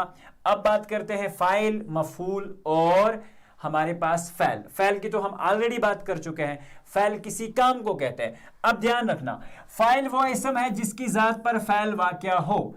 अब इसको बहुत सिंपल वर्ड्स में समझते हैं। फाइल वो आदमी होता है जो काम को करे, ठीक है, और मफूल वो आदमी होता है जिस पर काम हो। मैं एक एग्जांपल से समझाने की कोशिश करता हूं। जैसे हमारे पास ऑलरेडी एग्जांपल दे रखी है, अहमद ने हामिद को मारा। यहां काम क्या हो रहा है, पिटाई, मारना, ठीक है, मारना यहां पे काम हो रहा है, ठीक है। अहमद ने हामिद को मारा, तो मारा यहां पे क्या है बच्चों, आप समझ सकते हो सर, मारा एग्जैक्टली एक काम है जो कि फैल है। ये चीज क्लियर हो गई। अब अहमद कौन है, काम का करने वाला, फाइल कहलाया जाता है, सिंपल याद रखना। अब ये काम किसके ऊपर किया गया, ठीक है, ये हामिद के ऊपर किया गया, तो हामिद को हम मफूल जो है कहेंगे, ठीक है, आयन से है, मफूल कहेंगे। अब समझ गए, याद रखना इसको। अगर ये सारी डेफिनेशंस याद ना रहे तो सिंपल फाइल, ठीक है, एग्जाम में याद रखने के लिए ट्रिक, फाइल काम के करने वाले को कहेंगे, काम के करने वाले को, ठीक है, करने वाले को कहेंगे, ठीक है। दूसरा मफूल, मफूल, ठीक है, मफूल जो है ये क्या है, मफूल है जिस पर काम किया जाए, या जिस पर काम किया जाए, ठीक है। यहां पे तीसरा जो हमारे पास फाइल, मफूल और फैल तो आपको होता है, फैल है जो काम हो बेसिकली, ठीक है। जैसे एक और,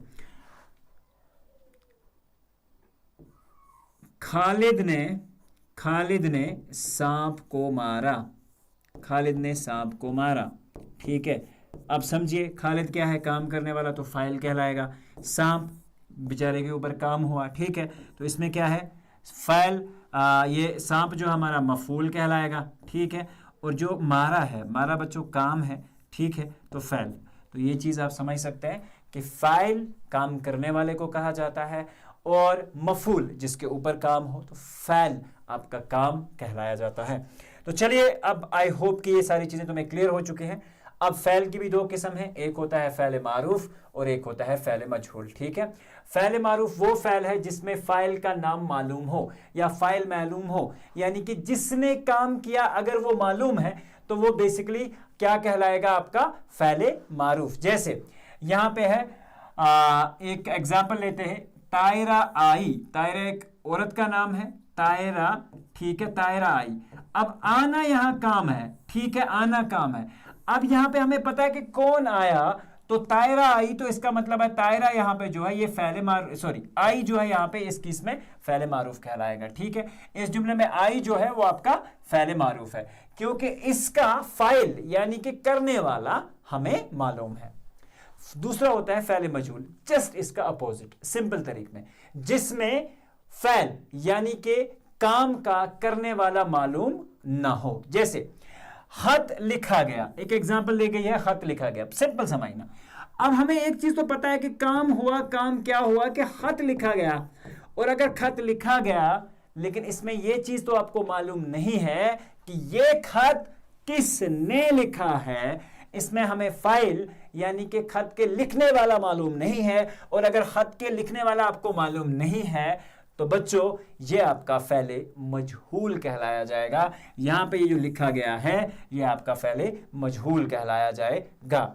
इससे या अब यहां से एक चीज और समझिएगा आप, यानी कि क्योंकि इसका जो फाइल है हमें मालूम नहीं है, फ़ैल मजहूल जिस इस्म पर वाक़ा होता है, ठीक है, उसे नाइब फाइल कहते हैं। ध्यान रखना, फ़ैल मजहूल जिस भी इस्म पर वाक़ा हो, ठीक है, यानी कि इस्म यहां पे क्या है हमारे पास, खत।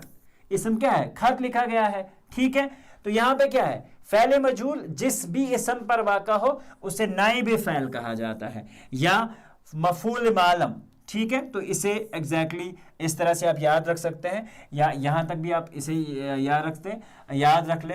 तो फ़ैल मजहूल हमेशा फ़ैल मुतअद्दी से बनते हैं, फ़ैल लाज़िम से मजहूल नहीं बनता। This is a different story, ठीक है, लेकिन एग्जैक्टली आप इसी चीज़ को अच्छे से याद रखेंगे क्योंकि 8 के लेवल तक दिस इज़ परफेक्ट। ठीक है, मैं ज़्यादा आपको कन्फ्यूजन में नहीं। चलिए अब करते हैं नेक्स्ट कॉन्सेप्ट की बात, जहां पे आपका क्वेश्चन पूछा जाएगा जिद अजदाद पे, यानी कि आपको कुछ लफ्ज दे रखे होंगे, आपको उनका जिद और अजदाद यानी कि उनका अपोजिट्स आपको लिखने होंगे। बहुत सिंपल से आते हैं, यहाँ मैंने बहुत सारे कर रखे हैं, इनको भी देख लें, और अगर आपके ग्रामर पे भी कुछ दे रखे हैं तो आप उनको भी देख के अच्छे से जाएं ताकि एग्जाम में आप कोई भी छोटी बड़ी भी गलती ना करें। तो देखिए, आगाज शुरुआत को बोलते हैं, ठीक है, तो आगाज का उल्टा क्या आएगा हमारे पास, अंजाम। ठीक है बच्चों, तो आप इसे अंजाम कुछ यूं लिख सकते हैं, ठीक है, ध्यान रखिएगा। तो ये आपका अंजाम हो जाएगा। इस तरह से अंजाम है तो ऑब्वियसली है इसका अपोजिट क्या ही आना है, आगाज ही आना है। आज़ाद फ्री आदमी को कहते हैं, तो गुलाम स्लेव जिसे हम कहेंगे। आग का उल्टा जो होता है पानी होता है, ठीक है। इस तरह से आगे का उल्टा क्या आएगा, पीछे, ठीक है, पीछे। यहाँ पे अव्वल का उल्टा आएगा आखिर। इस तरह से इकरार हो गया, किसी को यस बोलना, ठीक है, तो किसी काम के लिए, ठीक है। इनकार। अमीरी को क्या बोलेंगे हम, गरीबी, ठीक है। इस तरह से अजल का अब्द बोलेंगे, यानी कि खत्म होने वाला, अब्द हो गया जो रहने वाला होता है। ऊंच नीच, ठीक है, ऊंचाई और छोटाई जिसे हम कहते हैं। इंसान का आएगा हैवान, ठीक है। इस तरह से इनाम का क्या आ सकता है, इनाम का आ सकता है सज़ा। इनाम होता है किसी को जब हम इनाम देते हैं, तो सज़ा हो गया उसका उल्टा। आबाद यानी कि इसको कहेंगे हम वीरान, ठीक है, वीरान। आसान का आपको पता होना चाहिए कि ये होगा मुश्किल, ठीक है। उसके बाद नेक्स्ट क्वेश्चन जो है यहाँ पे आप देख सकते हैं, कुछ ऑलरेडी हमने लिख रखे हैं, ठीक है, जैसे आज़ादी, गुलामी, आबी को क्या लिख सकते हैं हम, खुश्की, ठीक है। आबी हो गया पानी में होने वाली चीजें, सॉरी, तो यहाँ पे आप क्या काम कर सकते हैं, आबी जो है, आबी का उल्टा क्या आएगा, खुश्की, लैंड, यानी कि एक्वाटिक और एग्जैक्टली टेरिशियल। नेक्स्ट इज आबादी जहां पे पॉपुलेशन होती है उस जगह को कहा जाता है। वीराना जहां पे कोई नहीं रहता।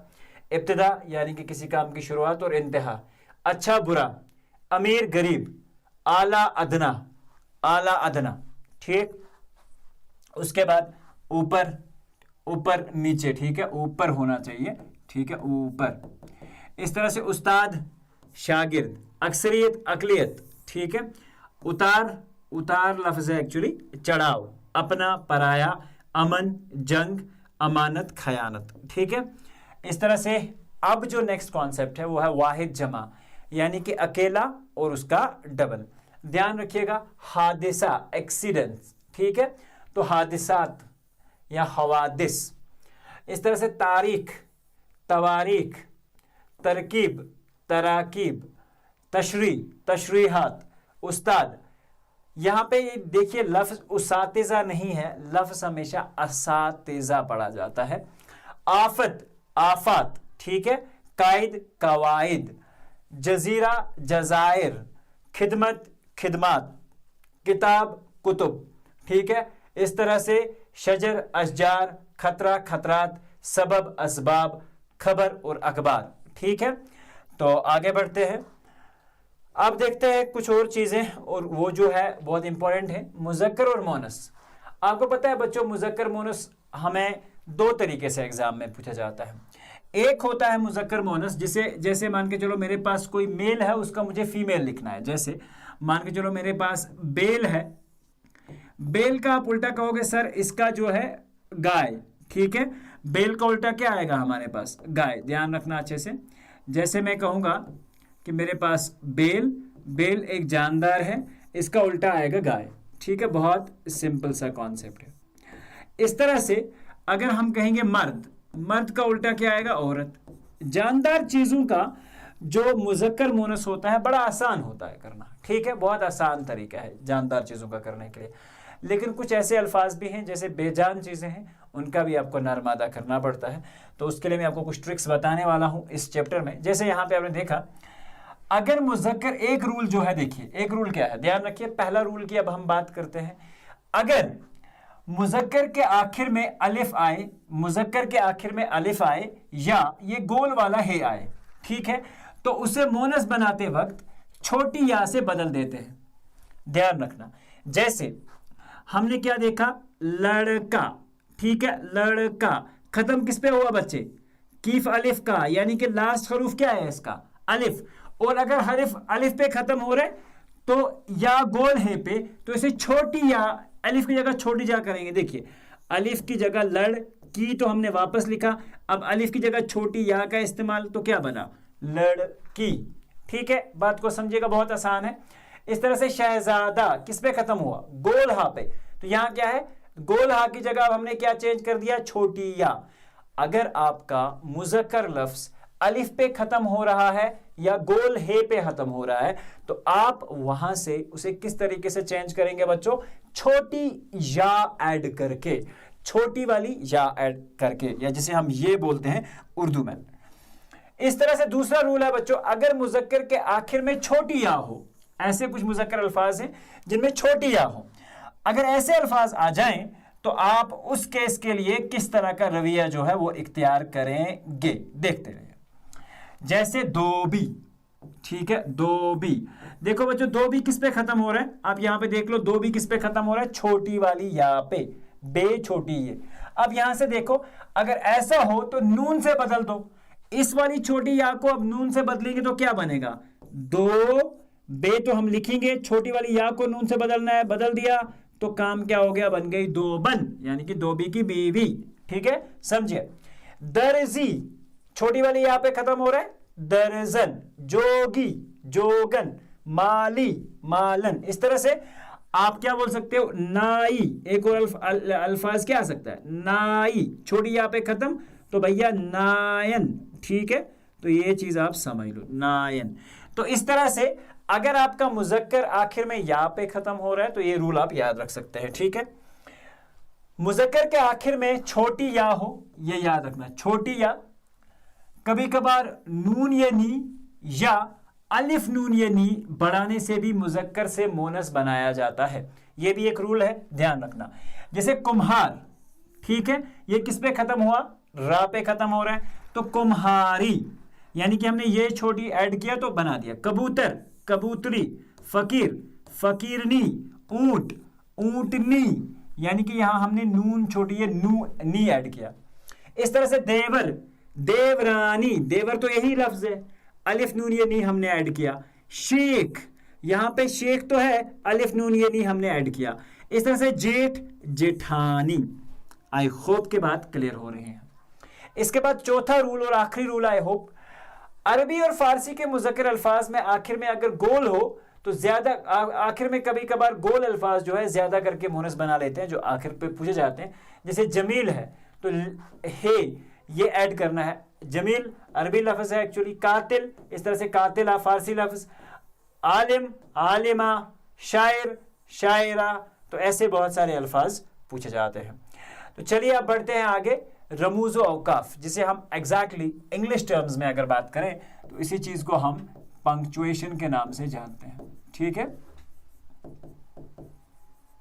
तो ध्यान रखना, इसके भी कुछ असूल और कवायद है जो कि आप इंग्लिश में फॉलो करते हैं तो उर्दू में भी वो सारी चीजें हमें फॉलो करनी पड़ती है, और कब कहां फॉलो करनी पड़ती है उसके ऊपर भी बात करते हैं, ठीक है। तो देखिए बच्चों, अब अगर यहां पे हम बात करेंगे, औकाफ उन निशानात या अलामत को कहते हैं जो एक जुमले को दूसरे जुमले से या एक ही जुमले में उसके एक हिस्से को दूसरे हिस्से से अलग करें।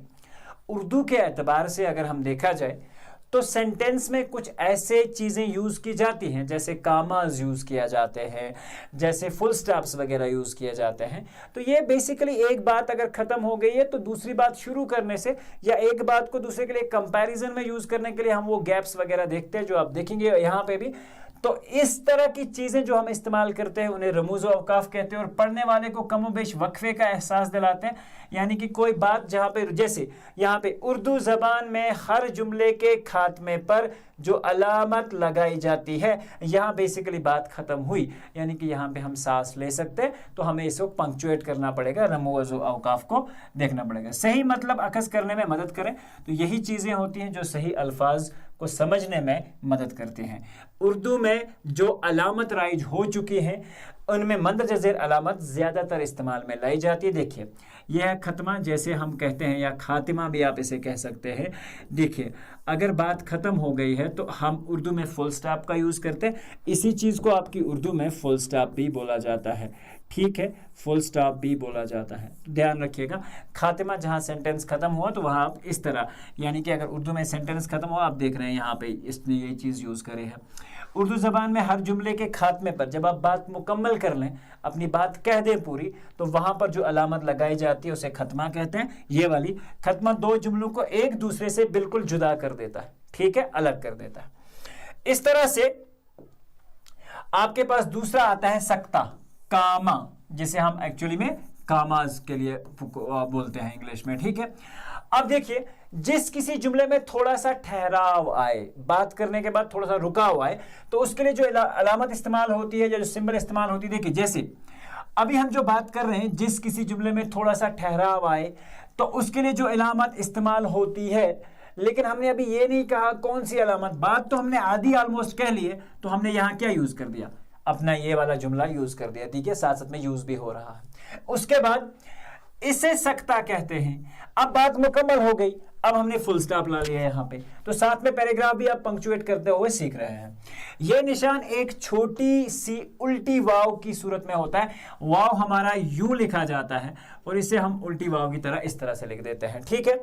इससे जुमले के बाद अज्जा को जुदा कर रखने और इबारत को समझने में मदद मिलती है।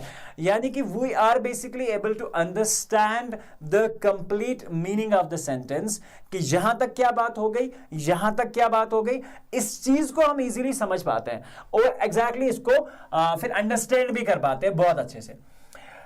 दूसरी बात, इस जुमले के इसके इस्तेमाल के चंद नमूने देखिए, कुछ एग्जांपल्स हमने लिख दिए ताकि आपको आइडिया हो जाए। एक ही किस्म के कलमे को इन तीन या तीन से ज्यादा अल्फाज के दरमियान जो साथ साथ इस्तेमाल किए गए हों, ठीक है। पहला, आपका फैसला बर वक्त दुरुस्त और मतवाजुन था। आपका फैसला बर वक्त, यानी कि आपका फैसला टाइम के एतबार से, तो यहां एक्चुअली तीन चीजें एक दूसरे के कंपैरिजन में इस्तेमाल हो रही हैं।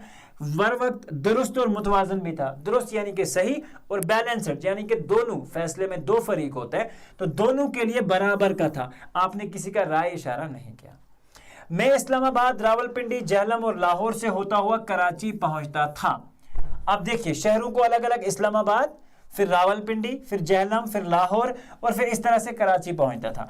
तो ये एग्जैक्टली सेंटेंसेस कंपैरिजन या उस तरह के ब्रेक्स के लिए भी कामास को इस्तेमाल किया जाता है। तिब्बत क्षमा बेरूल है कि एक ही दर्जे के जोड़ लफ्जों से बने हुए जुमलों के दरमियान, मसलन जैसे नजला हो या जुकाम, तो नजला हो या जुकाम, खांसी, देखो जुकाम खांसी, हो या बुखार, इस तरह से देखिए एक तरह के दो अल्फाज हैं, नजला हो या जुकाम। उस तरह से देखिए खांसी बुखार इसी का एक पार्ट है। ये दोहरा हाल मुनासिब, दोहर हाल में ये दवा हर हाल में मुनासिब है। आगे तीसरा रूल है, जुमले में ऐसे अज्जा के दरमियान जो तशरीह हो, जैसे ये झील 30,000 मीटर लंबी, 1,500 मीटर चौड़ी, यानी कि हमने लंबाई कह ली। अब हमें दूसरी बात करनी है, गहराई के बारे में बात करनी है, तो हम पहले कामा लगाएंगे। जैसे ये झील 30 मीटर लंबी है, 1.5 मीटर चौड़ी है, आधी मीटर गहरी है, तो ये सारी चीजें हम लिख सकते हैं। ऐसे अस्मा या ज़मायर के दरमियान जो एक दूसरे का मुतबादिल ठहराए जाते हो, उनमें भी। यह किताब शायर मशरिक अल्लामा इकबाल की शायरी पर गहरी रोशनी डालती है। देखिए शायर मशरिक किसका नाम था, किसको यह लक़ब दिया गया था? अल्लामा इकबाल को।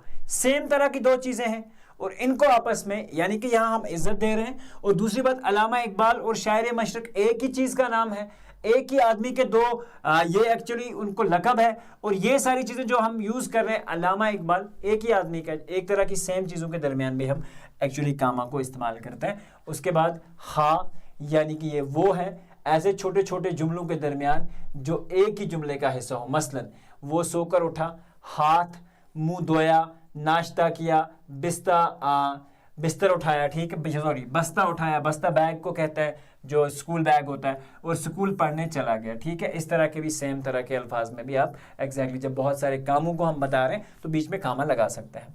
जुमले का उलझाव दूर करने के लिए भी इस्तेमाल किया जाता है। जैसे अमजद, रशीद, अहमद और अकरम चारों वहां मौजूद थे। अमजद, रशीद, अहमद, इन तीनों के बीच में कामा का इस्तेमाल किया गया, ठीक है। तो ऐसी जगहों पे कामा इस्तेमाल होता है। तो उसके बाद आता है सवालिया, जिसे हम note of exactly interrogative sentences के बाद आप नोट ऑफ इंट्रोगेशन यूज करते हैं। तो सवालिया जिसे हम कहते हैं, अगर इंग्लिश में हम बात करें इट्स लाइक दिस, और उर्दू में ऑब्वियसली हम राइट से लेफ्ट लिखते हैं तो ये कुछ यू है, ठीक है। तो इस तरह से लिखा जाता है, ध्यान रखिएगा। जिस किसी जुमले में हरूफ इस्तेमाल यानी कब, कैसे, क्यों, कहाँ, यानी कि क्वेश्चंस पूछे जाते हैं, उन जगहों में इस्तेमाल किया जाता है। हवाले से कोई बात पूछी जाए और आखिर में लगाया जाने वाले निशान को सवालिया या इस्तिफहामिया कहा जाता है। क्या आपने खाना खाया, सवाल पूछा जा रहा है। तो यहां पे देख लीजिए आप सेंटेंस, आपकी उम्र क्या है, तो यहां हम क्वेश्चन पूछ रहे हैं तो उल्टा नोट ऑफ इंट्रोगेशन। आप कहां जाएंगे, फिर से सवाल पूछा जाता है। तो ये इन जगहों में एक्चुअली आपका सवालिया जो है वो यूज किया जाता है। नदाइया, फिजाइया या इस्तिजाबिया, नोट ऑफ एक्सक्लेमेशन जिसे हम कहते हैं इंग्लिश में, ठीक है। कहां कहां यूज किया जाता है? जिस किसी जुमले में किसी को मुखातिब किया जाए, हैरत या जज्बात का इजहार किया जाए, ठीक है, अपने फीलिंग्स जहां इजहार की जाए, ठीक है, हैरत वगैरह हो, तो उसके आखिर में जो अलामत लगाई जाती है उसे खताबिया या नदाइया या इस्तिजाबिया या फजाइया कहते हैं, ठीक है। हाय अल्लाह, ठीक है, यहाँ पे एक वो दर्द की कैफियत बताई जा रही है, ये कैसे हुआ, लेकिन ये कैसे हुआ आप देख रहे हैं यहाँ सवाल है, ठीक है। तो इसके सामने नोट ऑफ इंट्रोगेशन लगा हुआ है जो हम पीछे सीख चुके हैं। वाह वाह, ठीक है, खुशी के लिए इस्तेमाल किया जा रहा है। यहाँ पे कैसी खूबसूरत, कोस कज़ा है, ठीक है। यहाँ पे बहुत खूब, इमेजिनेशन, फिर से ये आपका एक्सक्लेमेशन मार्क लग गया। तुमने बहुत अच्छे खेल का मुजाहिरा किया, फुल स्टॉप किया है, ठीक है, मुजाहिरा किया। हैं ये तुम थे, हैं क्या ये तुम थे जो खेल खेल रहे थे, हैं यहाँ पे इमेजिनेशन, फिर से हाँ तुम हो। तो ये एक्चुअली इस तरह के लिए खिताबी अल्फाज के आखिर में भी ये निशान डाला जाता है। जैसे सदर मुख्तरम, तो हमने यहाँ लिखा। आपने अगर देखा होगा ना, हम जब खत लिखते हैं तो हम जब जनाब आली लिखते हैं तो वहाँ पे भी क्या लिखा जाता है, ठीक है, नीचे सामने ये डाला जाता है, ठीक है। तो ये उसका भी है, जब हम किसी को इज्जत दे रहे हों या वो खिताबी अल्फाज जो हम यूज़ करते हैं, जैसे ख़वातीन व हज़रात, ठीक है, ताज्जुब की सूरत में इसे इस्तिजाबिया भी कहते हैं, जब एक्चुअली ये ताज्जुब के लिए, जब किसी चीज़ पे हैरानगी हो रही हो उसके लिए इस्तेमाल किया जाए तो ये ताज्जुब यानी कि एग्जैक्टली ताज्जुब कहलाता है, या उस तरह के इस्तिजाबिया जिसे हम कहते हैं वो कहलाता है उस टाइम पे जब ये उसके लिए इस्तेमाल किया जाए। तिब्बत ब्याह के वहाँ इसे हम तफसीला कहते हैं, ठीक है, कॉलन डैश। जब इबारत में अशखास, मुकामात या चीज़ों की तफसील देना हो, ठीक है, जैसे हम इंग्लिश में किसी चीज़ की एक्सप्लेनेशन दे रहे होते हैं उसके बाद हम ये लिखते हैं एंड देन वी स्टार्ट, ठीक है, तो ये सारी चीज़ें उर्दू में भी है। अब उर्दू हम यहाँ से इधर लिखते हैं तो इसमें हम ये यहाँ से स्टार्ट करते हैं, दैट्स इट, इतना सा चीज़ आपको याद रखनी है। उसके बाद इसे तफसीला कहते हैं। ये निशान ऊपर तले दो छोटे छोटे नुक्तों और उनके आगे एक खत्मे पर मुश्तमिल होता है। ये निशान यानी कि ये दो और आगे ये खत्मा लगा होता है, ये यानी कि फुल स्टॉप, जिसे हम उर्दू का फुल स्टॉप कहते हैं। ये निशान आमतौर पर उन जुमलों के आखिर में लगाया जाता है जिनमें हस्ब झेल या मंदरज झेल या नीचे लिखे गए अल्फाज वगैरह इस्तेमाल किए गए हों। एग्जाम्पल देख लेते हैं, समझ आ जाएगा। मंदरज झेल अल्फाज को अपने फिक्रों में इस्तेमाल कीजिए, ठीक है, यहां पे कीजिए के सामने लिखा गया है, ठीक है। जैसे हम इस तरह की सिचुएशंस में भी लिखाया जाता है, जैसे हम अगर मुझे कोई बता रहा है कि आप हवा, ठीक है, पानी और हवा पानी, या हम ऐसा कहेंगे हवा पानी और ज़मीन के बारे में कुछ लिखो, ठीक है, तो देखिए जब मैं ज़मीन को डिफाइन करने जाऊंगा ना, जब मैं ज़मीन को लिखने जाऊंगा, सपोज मैंने लिख दिया ज़मीन, तो अब मैं ज़मीन के बारे में लिखने जा रहा हूं तो मैं क्या काम करूंगा, सामने ज़मीन के बारे में लिख दूंगा, यानी कि अब मैं ज़मीन को एक्सप्लेन करने जा रहा हूं। इस तरह जब मैं पानी की डेफिनेशन देने जा रहा हूं या पानी के बारे में कुछ चीज़ें लिखने जाऊंगा, बट यानी कि ये मैं इसको एक्सप्लेन करने जा रहा हूँ। इस तरह से हवा को जब मैं एक्सप्लेन करूंगा, सामने में कोलन डैश का इस तरह से इस्तेमाल करूंगा ताकि ये एक्सप्लेनेशन, या जिसे हम एग्जैक्टली में तफसीला कहते हैं, ठीक है। आगे बढ़ते हैं और उसके बाद क्या है, कोसेन, ठीक है, यानी कि ब्रैकेट्स, जिसे हम नॉर्मली ब्रैकेट्स कहते हैं। इबारत में जुमला जिसे हम कहते हैं मुअतरज़ा या अंदरूनी वजाहत बयान करने के लिए जो इस्तेमाल अलामत इस्तेमाल की जाती है, कोसेन कहते हैं। मसलन मेरा भाई असलम, अब मैं किसके बारे में बात कर रहा हूं, जो सबसे छोटा है। यहां मैं असलम को और डिफाइन करने की कोशिश कर रहा हूं कि असलम एक्चुअल में क्या है। मेरा भाई असलम जो मुझसे छोटा है या सबसे छोटा है, गुज़श्ता माह वफात पा गया, ठीक है। नासिर साहिब जो हमारे पड़ोसी हैं, यानी कि दूसरे को अगर हम बता रहे हैं नासिर साहिब ने आज ये काम कर दिया, अब दूसरे को पता होना चाहिए ना नासिर साहब कौन है, या हम खुद ही शुरू हो जाते हैं। ये एक्जैक्टली जब भी हम कोई बात कर रहे हो, जब भी कोई लैंग्वेज हम यूज़ कर रहे हो, तो उसका सही इस्तेमाल हमारे लिए बहुत ज़रूरी है। यहाँ पे ठीक है, कल दुबई रवाना हो गए, जो कि हमारे पड़ोसी थे। इस तरह के मान के चलो अगर मैं किसी के बारे में लिख रहा हूँ, ठीक है, जैसे I am writing about something, ठीक है, जैसे मैं अहमद के बारे में लिख रहा हूँ, लेकिन मैं अहमद को और भी साथ में डिफाइन कर रहा हूँ। अहमद जो कि मेरा भाई है, ठीक है, जो मेरा भाई है अहमद, या मेरा छोटा भाई या बड़ा भाई, ठीक है। तो इस तरह से ऐसे सिचुएशंस में आप जिसको आप डिफाइन कर रहे हैं, जो सेंटेंस में आपके किसी काम ना आए हो, जैसे अगर आपने स्टार्ट में देखा हो मैंने यहाँ एक चीज़ इस्तेमाल की थी, आपको मैं बता देता हूँ।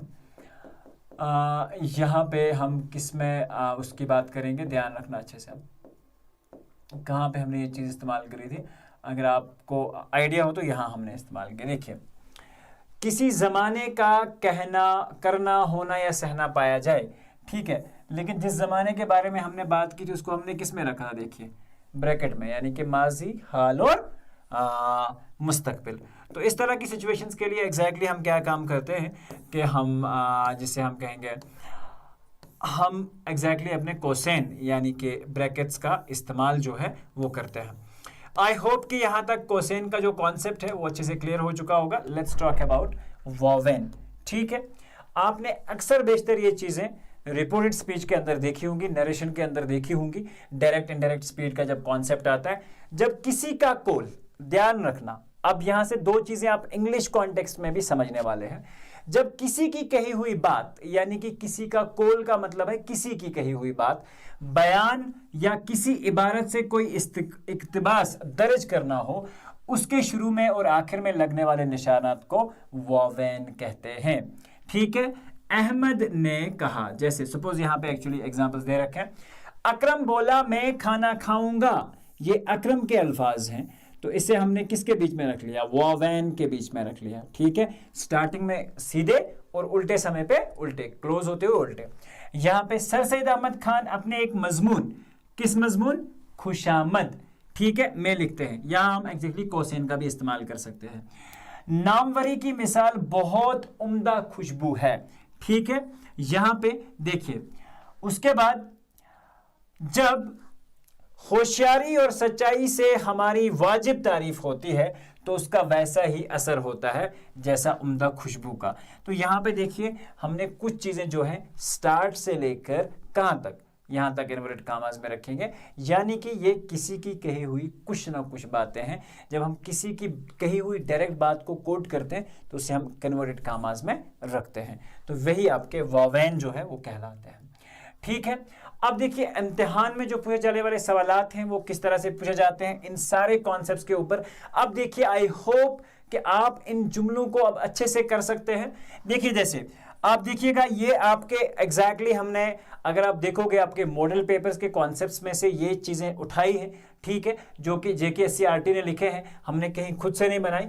अमजद ज़हीन है, इस तरह से आपको जुमला पूछा जाएगा। आपको पूछा अमजद अच्छा लड़का है, ये भी आ सकता है, या हामिद अच्छा लड़का है, या हामिद काबिल है। ठीक है, इस जुमले में ज़हीन क्या है, देखो अमजद आप समझोगे सर किसी शख्स या चीज का नाम है तो इसम हुआ।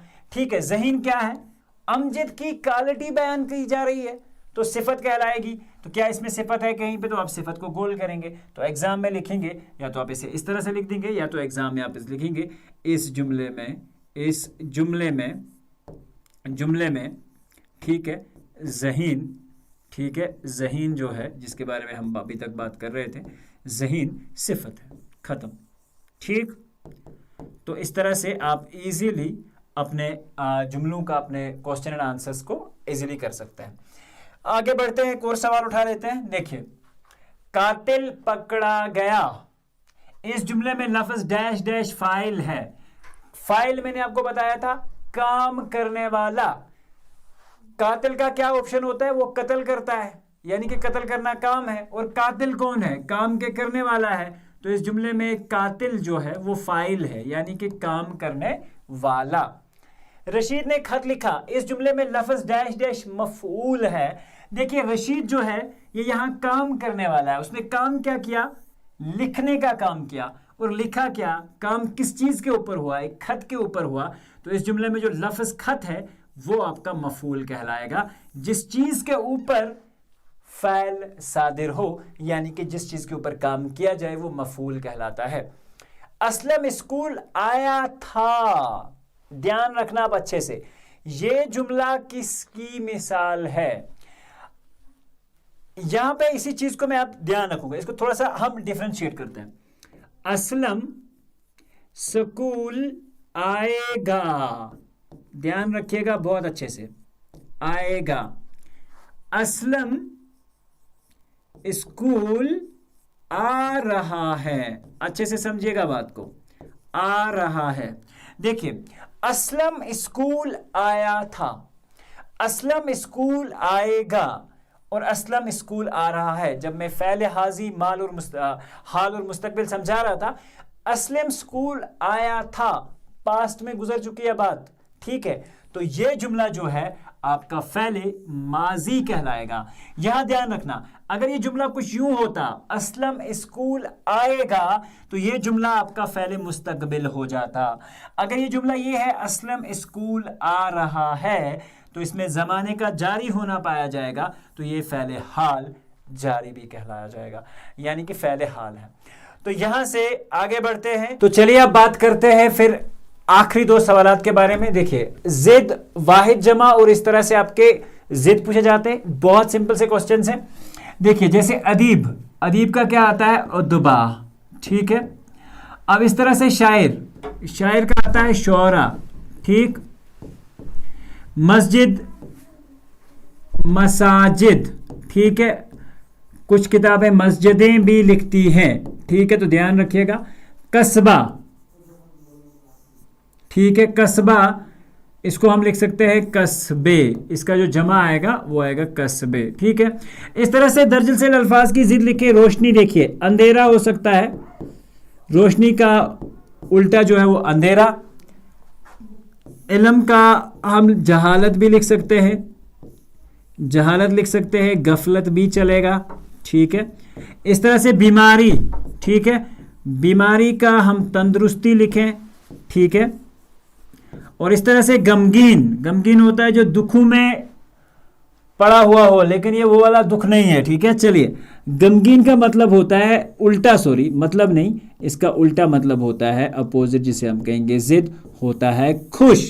जो लोग पढ़ते हैं वो ज़्यादा खुश रहते हैं, और जो लोग ज़्यादा घूमते फिरते हैं बहुत गमगीन होते हैं एट द एंड, ठीक है। तो चलिए, यहाँ पे होता है आज इश्तिहार नवीसी। इश्तिहार नवीसी क्या होती है बच्चों? इश्तिहार देना, एडवर्टाइजमेंट करना, ठीक है।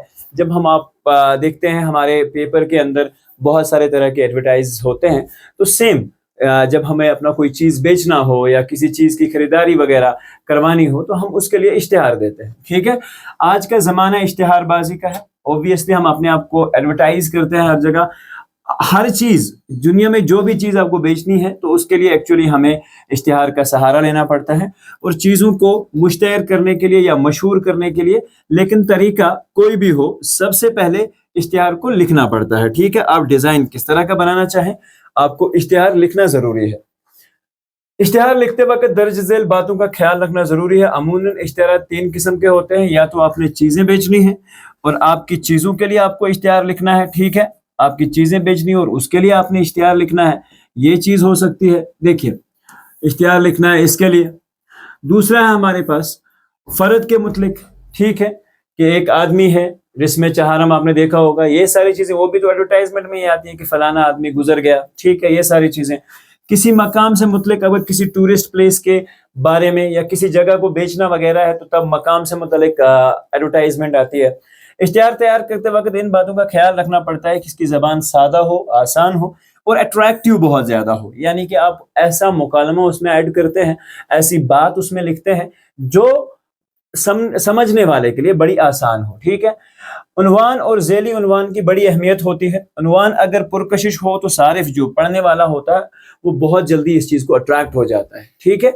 जैसे हम जब भी कोई इश्तिहार लिखते हैं, देखिए चीज़ों से मुतालिक इश्तिहार, इसमें अमूमन खाने पीने की चीज़ें, तेल, साबन, शैम्पू, कपड़े वगैरह के बारे में जो इश्तिहार होते हैं वो कुछ यूं होते हैं। देखिए, आपने क्या काम करना है, आपने इश्तिहार में एक्चुअली क्या काम करना है, कुछ हेडिंग दे देनी है, लाइक इस तरह से आपने पेपर में ऐसे करना है। फिर जैसे मान के चलो मुझे किसी स्कूल का एडवर्टाइजमेंट करना है, उर्दू में हम इश्तिहार लिखेंगे, ठीक है। तो हम यहाँ पे लिखेंगे ऐसे खुशखबरी, ठीक है, खुश खबरी, ऐसे फिर से दोबारा से खुश खबरी। लेकिन ये डिपेंड करेगा कि आप खुशखबरी कब लिखेंगे, ठीक है। जब आप कोई अच्छा काम सुना रहे हैं तब खुशखबरी लिखेंगे, ठीक है। इस तरह से हमने लिख दिया, ठीक है, खुशखबरी, ठीक है। आपके शहर में पहली बार, इस तरह से आपके, ये अट्रैक्टिव लाइंस होती हैं, आपकी शहर में पहली बार, ठीक है, पहली बार, आपकी शहर में पहली बार, ठीक है। फिर आप अपने एडवर्टाइजमेंट को और कर सकते हैं, ठीक है। अपना जो भी आप स्कूल अगर एडवर्टाइज कर रहे हैं, सपोज हम स्कूल के बारे में एडवर्टाइजमेंट लिखेंगे तो हम उसकी कुछ ना कुछ बड़ा ही इजहार करेंगे, ठीक है। या इस बार हम कहेंगे चलिए एडमिशन फ्री, एक कर दिया हमने, एडमिशन फीस हम नहीं लेंगे, एडमिशन फ्री कर दिया, ठीक है, एडमिशन फ्री, ठीक है। तुलबा के लिए, तुलबा के लिए, तुलबा के लिए जदीद जदीद इंतजामात, ठीक है। इस तरह के फिर नीचे ज़रूरी है कि आप अपना कॉन्टैक्ट नंबर मेंशन करेंगे जहां पे आपको ये चीज़ें देनी। तो इस तरह से आप सिंपली तरीके से एक इश्तिहार जो है वो बना सकते हैं, बहुत आसान होते हैं इश्तिहार बनाने, ठीक है। अब देखिए, जब भी आपको एग्जाम में पूछा जाएगा इश्तिहार, अगर एग्जाम में आता है तो आपको इश्तिहार बनाने के तौर तरीके वहीं से दे रखे होंगे। जैसे ये इश्तिहार तैयार कीजिए, उसके लिए नुकात जो है वहीं से दे रखे होते हैं। जैसे आपको बताया जाएगा कि इश्तिहार में आप ये चीज़ें इस्तेमाल करो। सपोज आप किसी चीज़ का एडवर्टाइजमेंट कर रहे हैं, तो उस चीज़ के बारे में आपको चीज़ें लिखी हुई होंगी, बस आपको क्या करना है, सिर्फ फॉर्मेट को याद रखना है।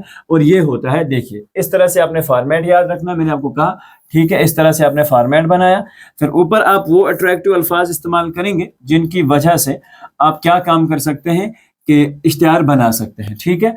ऊपर से आप लिखेंगे लाइक एक लाइन आप लिखेंगे, ठीक है। फिर अपने प्रोडक्ट के बारे में लिखेंगे, कौन सा प्रोडक्ट आप बेच रहे हैं, ठीक है। इस तरह से मान के चलो, फिर इस तरह से लोग बहुत तरह के डिजाइन यूज करते हैं, ठीक है। इसके बीच में लिखेंगे खुशखबरी, इस तरह से शहर में पहली बार, इस तरह से कुछ ना कुछ ऐसी चीजें लिखनी होती हैं जिससे पढ़ने वाला अट्रैक्ट हो जाए, ठीक है। तो आपको फॉर्मेट याद रखना है और फॉर्मेट के अंदर ही, हाँ, अब एग्जाम में आप चीजों के डिजाइन तो नहीं बना सकते, आप शैम्पू की बोतल नहीं बना सकते, ये सारी चीजें अगर कोशिश करें तो, अगर आपके पास ड्राइंग अच्छी है तो आप वो भी कर सकते हैं, ठीक है। जैसे कोई ब्रश का साइन बना सकता है, ठीक है, यानी कि हम ब्रश बेच रहे हैं और साथ में एक बोतल बेच रहे हैं, तो उसके ये साथ में लिखना जरूरी है, ठीक है। हम क्या चीज बेच रहे हैं उसके बारे में लिखना और नीचे अपना कांटेक्ट डालना, बहुत सिंपल है, ठीक है। तो चलिए आप बात करते हैं जो आपके पास है ईमेल राइटिंग, ठीक है। देखिए बच्चों, ईमेल क्या होता है, हम अपना इनबॉक्स, अगर आप जाओगे अपनी मोबाइल में तो इनबॉक्स में जैसे आप ईमेल खोलते हो तो आपके पास कंपोज के बाद कुछ इस तरह का हेडिंग आता है। एक होता है हमारे पास ऊपर से सेंडर, जो भेज रहा होता है, पहला हमारे पास ऊपर से सेंडर होता है, ठीक है। भेजने वाला यानी कि ईमेल भेजने वाला, तो आप लिखेंगे @, क्योंकि ये जनरली इंग्लिश में ही होता है, abc.gmail.com और समथिंग लाइक दैट, ठीक है। उसके बाद क्या होता है रिसीवर, आप ये किसको बेसिकली भेज सकते हैं, रिसीवर, उसका भी @XYZ, ठीक है, ये आप भेज सकते हैं। दूसरी बात सब्जेक्ट, सब्जेक्ट में आप खत का मौजू लिखते हैं, किसके बारे में आप बेसिकली ये खत लिख रहे हैं, ठीक है। तो ये आपके पास बना हुआ होता है, वहीं से आप किसके बारे में खत लिख रहे हैं। जैसे आप ईमेल लिख रहे हैं किसी कंपनी को, application for the recruitment of job, ठीक है, तो आप इस तरह से भी लिख सकते हैं कि अपनी जो है दरख्वास्त, ठीक है, दरख्वास्त बराए नौकरी, ठीक है, इस तरह से आपने लिख दिया। उसके बाद सब्जेक्ट जब आपने ये लिख दिया, ये आपको फॉर्मेट याद रखना है, ये इस तरह का, ये ऐसा, ये आप बॉक्स बनाएंगे और बॉक्स के अंदर इसे लिखने की कोशिश करेंगे, ऐसे, ठीक है। ऐसे आपने बॉक्स बनाया, ऊपर सेंडर, फिर नीचे रिसीवर और सब्जेक्ट, ठीक है। उसके बाद ग्रीटिंग्स, जब भी आप नीचे जाएंगे खत का मजमून, सॉरी ईमेल का मजमून जो होता है वो लिखने तो जरूरी है। तो आप, क्योंकि उर्दू में ये तो हमेशा लेफ्ट में ही रहेगा, उर्दू में हम बात करेंगे तो राइट से हम स्टार्ट करते हुए आएंगे, जैसे जिसको भी हम लिख रहे हैं, ठीक है।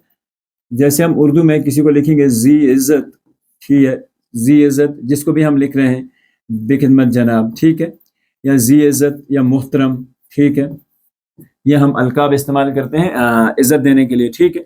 उसके बाद हम अपना खत का मजमून जो है वो लिखेंगे, ठीक है, खत का मजमून जो है वो लिखेंगे।